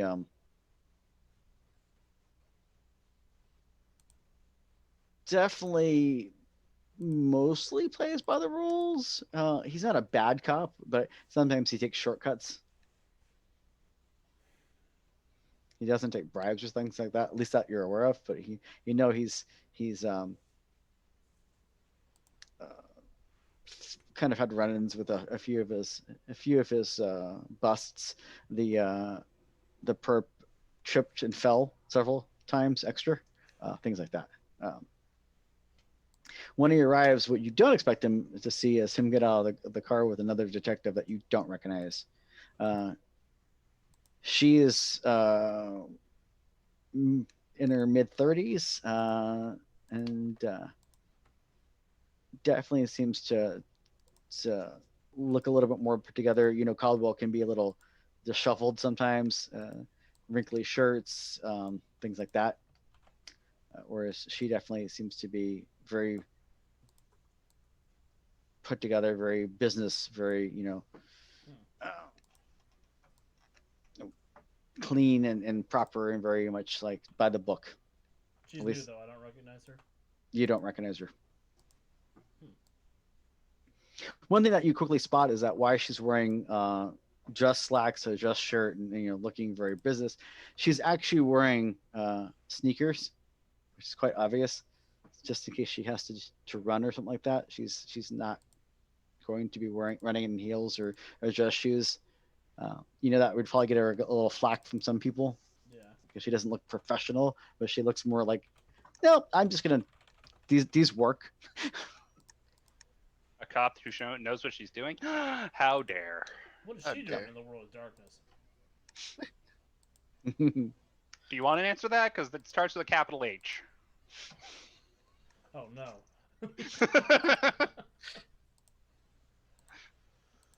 No. I'm just gonna Competent keep people an are eye not out. your friends. I'm not going to intervene, but I am going to keep an eye out just to make sure Oliver doesn't, get ruined. So with that, they quickly lock down the scene. The paramedics and everyone are quickly rushing in to take care of the person that got hurt. There's very much as the cops arrive, there's dozens of guns pulled on you, Oliver, and you quickly are subdued. You don't resist because you're trying to get caught. It'd be mostly a problem for them if I resisted. And this is Kratos. Boom. Krynos, boom. And you get Reactivate my arrested. trap card. I were playing my trap card. Greenhouse. And you get arrested. And so, yeah. And I shut the fuck up. And the rest of the pack, you see him get hauled out and shoved in the back of a police cruiser and drives off. We barely knew him. Oh no. So the rest of you are on the edges of Central Park, not far from the Sept of the Green. The group of you can regather. What is going to be your next step? As you're looking around, one thing that you did spot also when you're looking around, you saw several more of those of Harold's goons, his little gang boys, hanging down down the street, but they did not intercede or engage during all that stuff going down. It's kind of weird. Well, But part of it was that it happened like that fast. Like 2 minutes, total was the entire endeavor. right. Well, step one has to be going back to the Sept, talking to Mother Larissa, letting her know what happened, and with Shadowpaw and Hacktalon, and laying everything out, holding nothing back.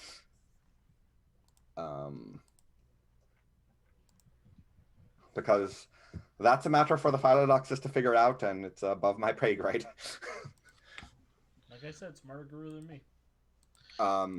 And also, we will let them know that Oliver, has let himself get arrested to take the fall, to be plausible deniability, to cover the veil breach. Luckily, I don't have a whole lot of rage. I mean, if nothing else, I'm expecting that once night falls, you'll look into your shaving mirror and leave. But A mythical hobo. But yeah, the first thing has to be talking to the elders and letting them know everything that happened, because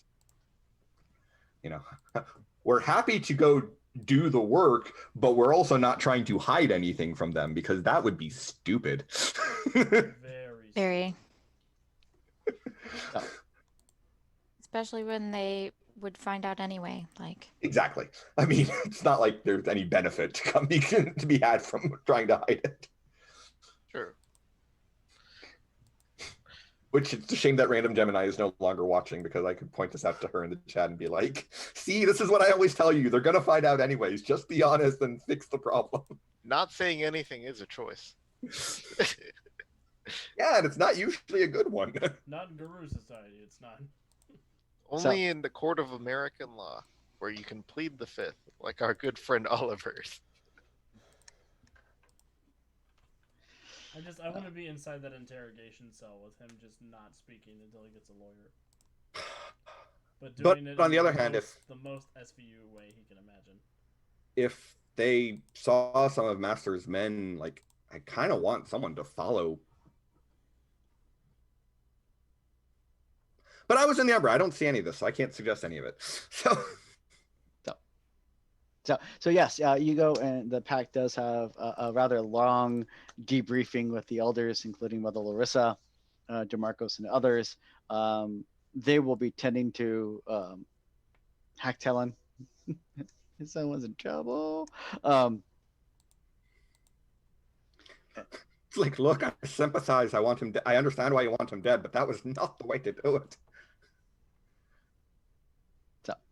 So with that, yeah, so you'll be dealing with that. That's going to take quite a while. Several hours is going to go by as you're dealing with that and dealing with the fallout and talking to the elders and all that stuff, tending to wounds, things like that. Darren, they'll help you out with the claw attack that you took. Oh, I appreciate that. And he got me pretty good. So after all that's said and done, you do get a report from one of the other kinfolk that was they sent a kinfolk over to kind of keep an eye on the restaurant when everything's going on.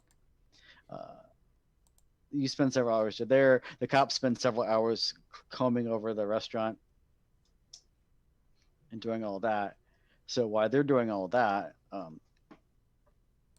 the police and stuff finally leave.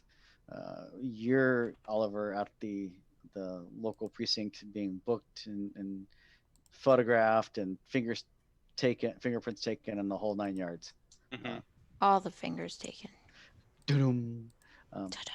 As far as they know, I'm John Doe. I don't even talk.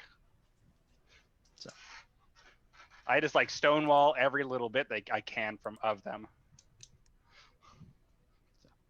Because the opposite choice is deportation. So they're doing all of that, and they throw you into a holding cell.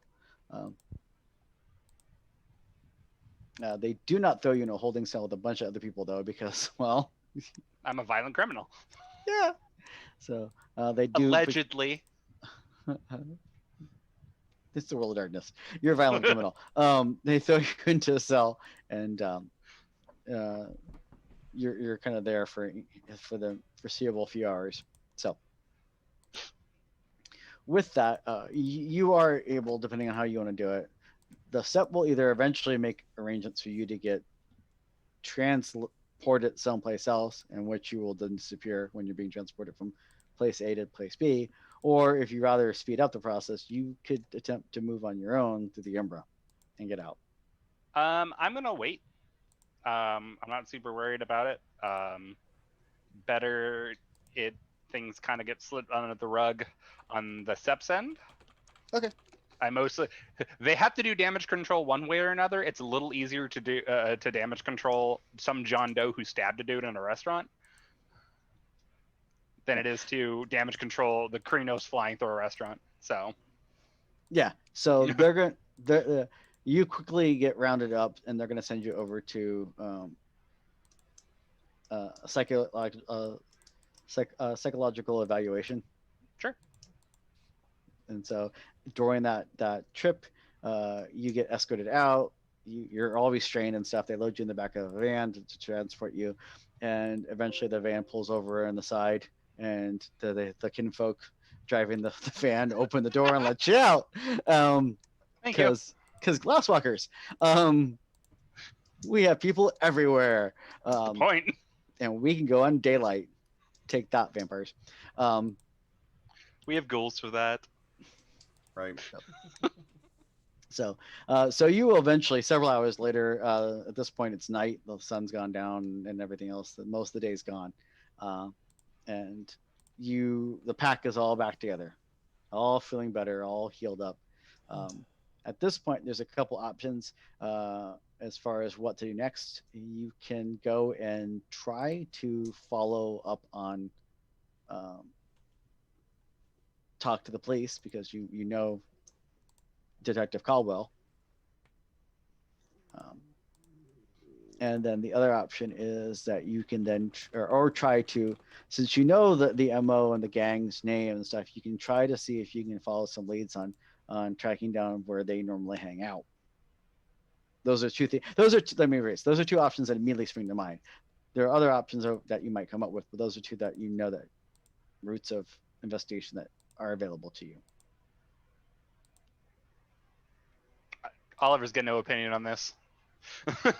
So I mean, we could also just go to Master's penthouse, but we don't think he's actually been there, and I'm sure he's expecting problems at this point. now, guys, we can all agree that may not have been the most fruitful adventure. I mean, I think it was absolutely fruitful.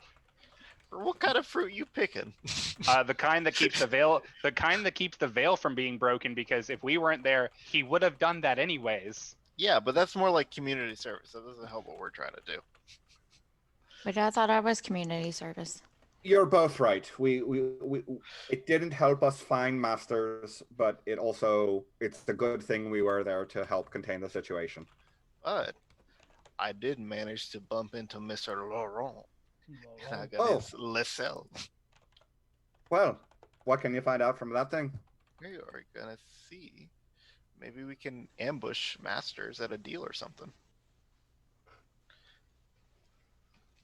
So I would like to hacky hack this phone. Oh, Jones. I'm in. I'm in. And look Sorry, at that. Power Glove. It was his birthday / anniversary / quinceanera. What an easy code. Up, down, right, left. Right, left. Fist. Sure. You can attempt to hack his phone. That will be a intelligence and computers check. Okay. Difficulty 7. Intelligence, computer. How many things do we have left in the dice pool? You've won 2 of them. 7. 7? Yeah, I'll go ahead and use 1. What's the difficulty? 7 or 6? 7. 7? Okay. How do I add the extra 1 on there? Should ask you for a modifier. Okay, yeah, I see. The mod column. God bless. Drum roll, please. Ooh, I got 3 successes. Sweet. Boy doesn't even lock his phone. What kind of password is 1234? It's password for my luggage. So you're able to get into his phone.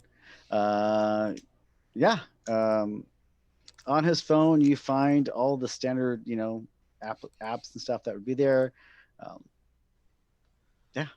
You're looking for what specifically are you looking for? His communications with masters and what he's trying to fix or what he owes him from what we had overheard previously, me and Kennedy. So most of what he's trying to fix is that since Masters disappeared, a lot of the assignments that he was assigned to originally were part of the stuff that Masters was controlling. A lot of that has been reassigned to Leroy. So Leroy is taking more and more of those major projects and stuff away from him, getting him a lot more of a foothold on the company. Now, what kind of assignments are these? Are these legal assignments? Yeah. Yeah, these Yeah. are all above board. So, Oh. a Ooh. little Did they bit that talk you've about where he's hanging out besides the penthouse? No, he makes a comment about, you see that the text going back and forth. There was the arrangement for the meet for lunch. He mentioned that Jenny was coming with them. Leroy specifically asked him about about Roy, his bodyguard. Excuse me. And he specifically said, "Do not bring him." Apparently, he doesn't like the bodyguard. That's not suspicious at all. Not And randomly necessarily, gets I mean, attacked. Oh no. Based on the diatribe back and forth that you're looking at, it seems very much like Leroy does not like his bodyguard. He just doesn't like him. Like apparently the impression you get is there's been some bad blood between his men and Roy, the bodyguard. Well, remember, we've already found out that Master's bodyguard is more openly involved with the criminal element because the gang members they talked about reporting to him, not to Masters. True. Looks like I snatched the wrong phone. Well, you win some, you lose some. At least I can sell this. Yeah, I mean you've got a lot of his information stuff, and it seems most of his business dealings, while some of them are a bit shady, are on the up and up. I was going to say it's probably still information that your fellow tribe members would find useful. Yeah, you're right. Just not relevant to what we're doing, but I'm sure that there are members of your tribe who would be happy to have that information. Yeah. 100%. Shadowpad would be happy to have that information. Shadowpad would be happy. How nice is this phone? It's nice. It's the top of the line. It's the newest model. Oh, Just cool. came out. I'm taking out the SIM card and putting in mine. Upgrade. So And it suddenly gets locked. Shit. there's Reaver spirits for that. That's true. There's Reaver spirits for everything. Generally, if it comes to technology. So yeah, you look, like I said, you look through the phone, things like that. You do notice that the number that the texts seem to be going to and from is not in Leroy's contacts as Masters. You find a different number for Masters, but he hasn't got any messages from that phone in several months. It was probably the phone he was using before he got taken in. Right. Well, clearly, the man's going to use the burner phone. Burners everywhere. No integrity left in the city. Darren, this is your arena. What do you think we should do?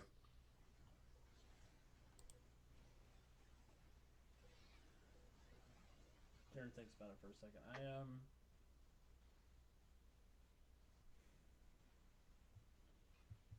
We do know where Masters lives. I don't know necessarily that he's going to go back that way, but we could go try that location, see if maybe he pops up there. Otherwise, I think we're going to have to get a hold of one of his confidants. maybe Roy or the guy that he was meeting with.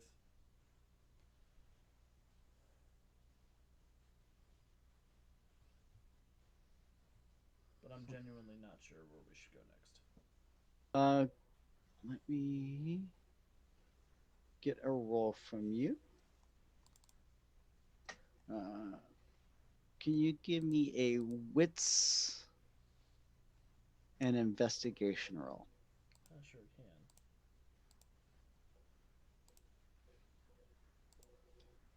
Three successes. Your previous training and your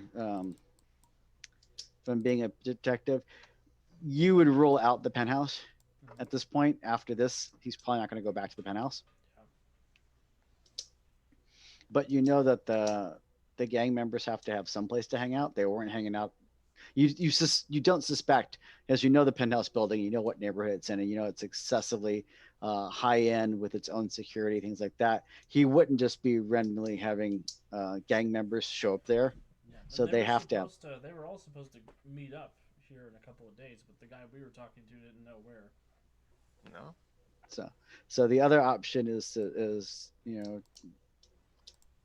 know you can try to track them down either through contacts and police people you might know through the police force, or you can just try to hit the streets, ask around, talk to the Shadow Lords and Silverfangs and Shadow Lords and Glasswalkers and Bonar and things like that. See if you can get a bearing on where these hoodlums may congregate. Do we want to split up and try to do both of those, gang? I can do the cop thing. You guys can do the guru thing. I suppose that's an option. Although, actually, Oliver. Mm-hmm. When we were inside the bar, the restaurant, there was a cat, and I will describe it to you. Do you have any idea what sort of thing that was? It could talk to me, so I'm assuming it was some sort of a spirit, but it said that maybe it could follow me into the Umbra, and then instead of stepping sidewise, it kind of vanished in this golden haze.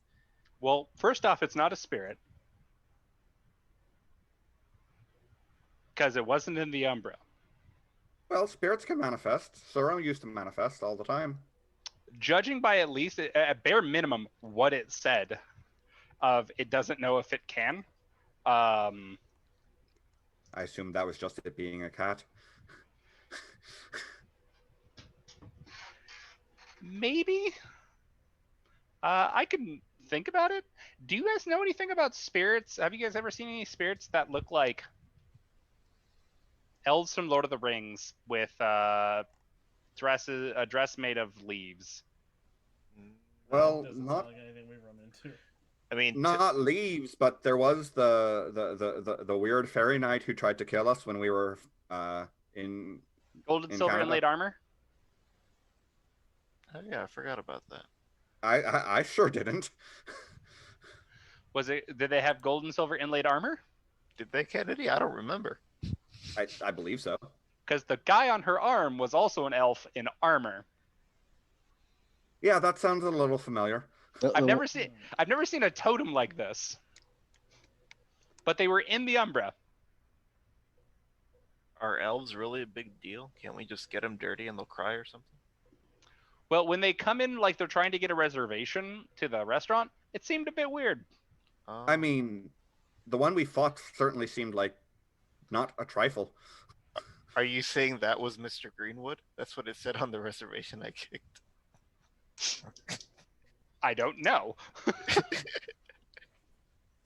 I don't possibly. I figured they didn't want dirty hippies eating at their restaurant, so I just kicked them.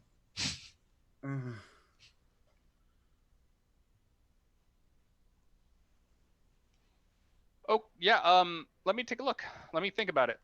Jonesy, Yes. the cat he's describing. Uh-huh. Can I make a roll for this? You sure can. Mostly because I'd rather just ask you and have you give me the thing than make my own guesses. Hey. Hey, we don't know anything about spirits here. We just learned that SpongeBob. Sure, you can go ahead and give me an occult and intelligence check.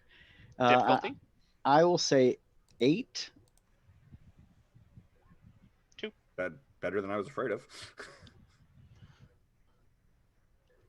I have a bunch of pulls at like around 5 or 6. I got 2 successes. 2 successes. Mhm. So, and I dropped it to 8 because it was specifically talking to Kennedy about it. Okay. You have heard stories, and of obviously of various fairy tales of elves and knights and dragons, things like that. You have heard tale of fey cats, which they look a lot like Bubasti. Okay. But they seem to have some sort of connection to the Fianna and the Fae. And all right. they seem to be connected to a different layer of the Umbra, not the Dark Umbra, but just a different sort of manifestation of the Umbra that the Garou normally travel through. Sure.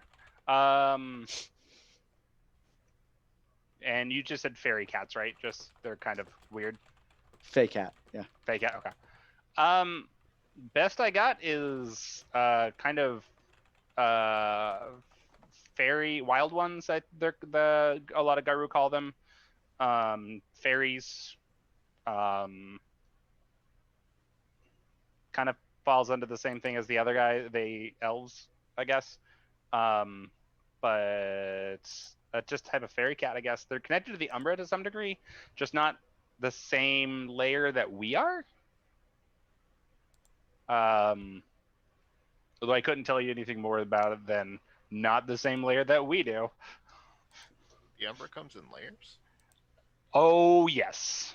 We've already talked about that. There's like whole other realms you can go to. I thought they were like lateral. It's different. It's layers. So it's not even regular layers. It's like they all exist on top of each other, like within the same space. So you know how the real world and the Umbra exist like on top of each other? Like in the exact same space? Yeah. Like not necessarily like here, but like actually merged together. There's like a whole like sandwich of those. Oh. And then that's the bread. And then you also have all the toppings and meat and stuff on the inside. And then you have more bread.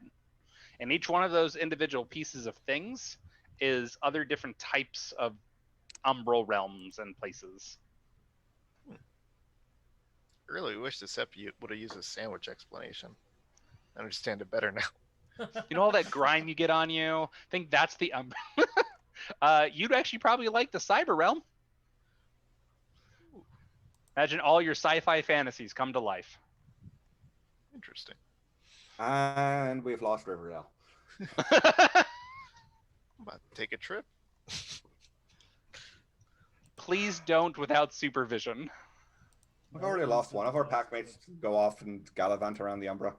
Wasn't she a silent strider? Yes. That's her job. I'm Yeah, aware. She's running around the chicken bacon Swiss of the sandwich. She's fine. The chicken doubt bacon. that she's Okay, I'm fine. gonna stop using the sandwich analogy. Running around the chicken bacon Swiss. Who eats a chicken bacon Swiss? I mean, apparently a man doesn't know what to get at Arby's anymore. Look, Riverdale stayed with me for months. You don't want to know what he eats. You don't go to Arby's, you end up there. All right. So, fairy cats. Yep. That's boo. Jonesy, what'd you say they were? Fake cat. The name. Bubasti. Or they're like Bubasi, right? They're similar to the Bubasi, which are one of the Bastet tribes. Okay.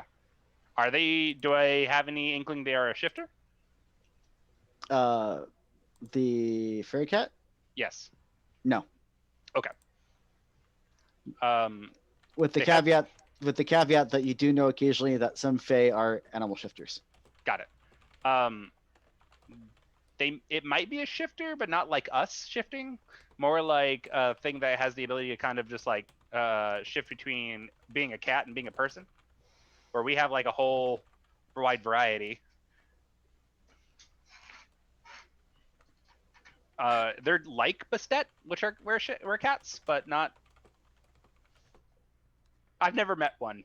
It's all right. This is all academic speculation. All right. So what I'm hearing is I really need to talk to an elder of my tribe, and that you don't really know, and that's fine. I don't expect you to know everything. I just. I'll say this much: you're probably pretty reasonably safe to talk to it.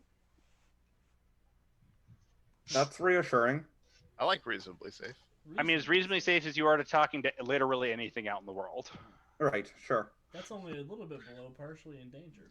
Yeah, just don't give him your credit card info. You're an 8-foot tall killing machine. It was a professional dancer before you turned into that. I think you'll be fine. You can slaughter a cat. I believe in you, Kennedy. If it comes to that, of course. Want to slaughter the cat? I don't No, think. if it comes to that. We're not talking about that. Sounds like a serial killer stuff. So you're having this kind of discussion and going into the depths of what is and isn't a fake cat. Darren, what were you doing while they're having this conversation? Were you making calls and stuff? Did you? Yes, to the police? I was making calls to my contacts and trying to figure out if I could figure out where this particular gang hangs out. Sweet. So you can totally do that.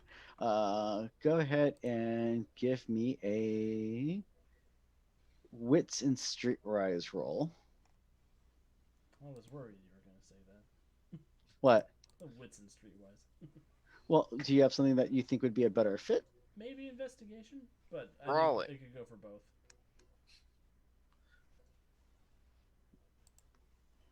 Oh, I did get 2 successes though, so that's good news. Sweet. Yeah, so you kind of narrow down a little bit, and as the conversation goes, you know they generally gather in southern Brooklyn, and you do also find an interesting piece of information. Oh. Uh-oh. Interesting is never good. The person you saw earlier today with Detective Ed Caldwell is Detective Janice Lanningham. And she recently transferred to New York, the New York PD from the Washington, D.C. branch. She was working in D.C. before that and has recently moved to New York and started working at in the New York Police Department. Curious.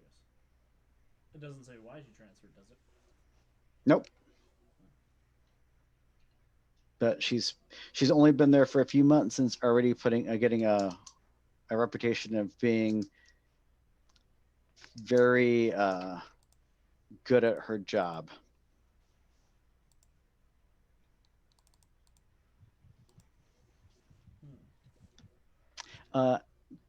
Go ahead and make me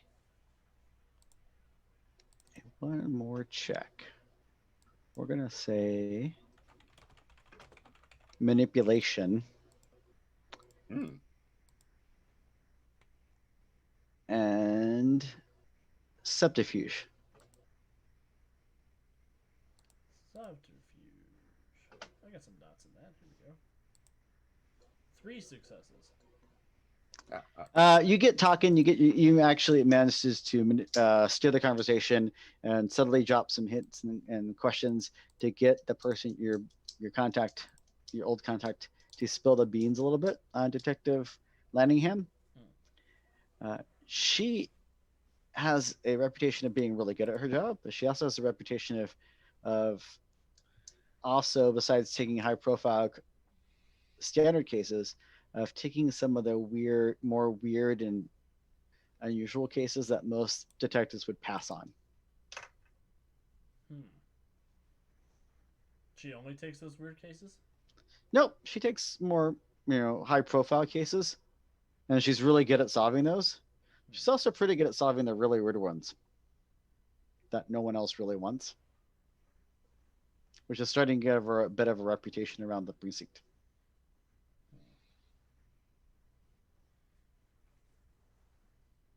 Wonder if maybe we should pay her a visit.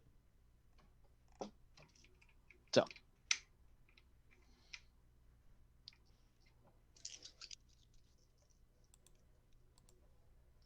so with that, you guys are talking. You do, like I said, find out a little bit about the stomping grounds of the slashers, and then so you would know where to go to start following that lead, and you also know a little bit about Detective Lenningham, who you can speak to, depending on what you want to do for your next move. I think I'm gonna keep it in my back pocket that I have access to Landingham, and I think we should go to Brooklyn first. Brooklyn. Sounds reasonable to me. So sweet. So with that, the group of you gather the pack and head on south. It's a few minutes early, but I think that's a really good place to call it tonight. It makes a good, clean ending. No cliffhanger this week. Fade to black. That's an Yeah. entirely separate thing, phenomenon. Hey, we didn't really have a cliffhanger last week. Fade to white. Fade to orange. Yeah, I think it was a very good session, guys. So, Yeah. So with that, we'd like to thank everyone for tuning in tonight, especially our buddies over at Vancouver by Night. So yay, thank you. Thank you. So next week, the pack will follow up on their lead, leading them to the South Brooklyn and the territory of the slashers.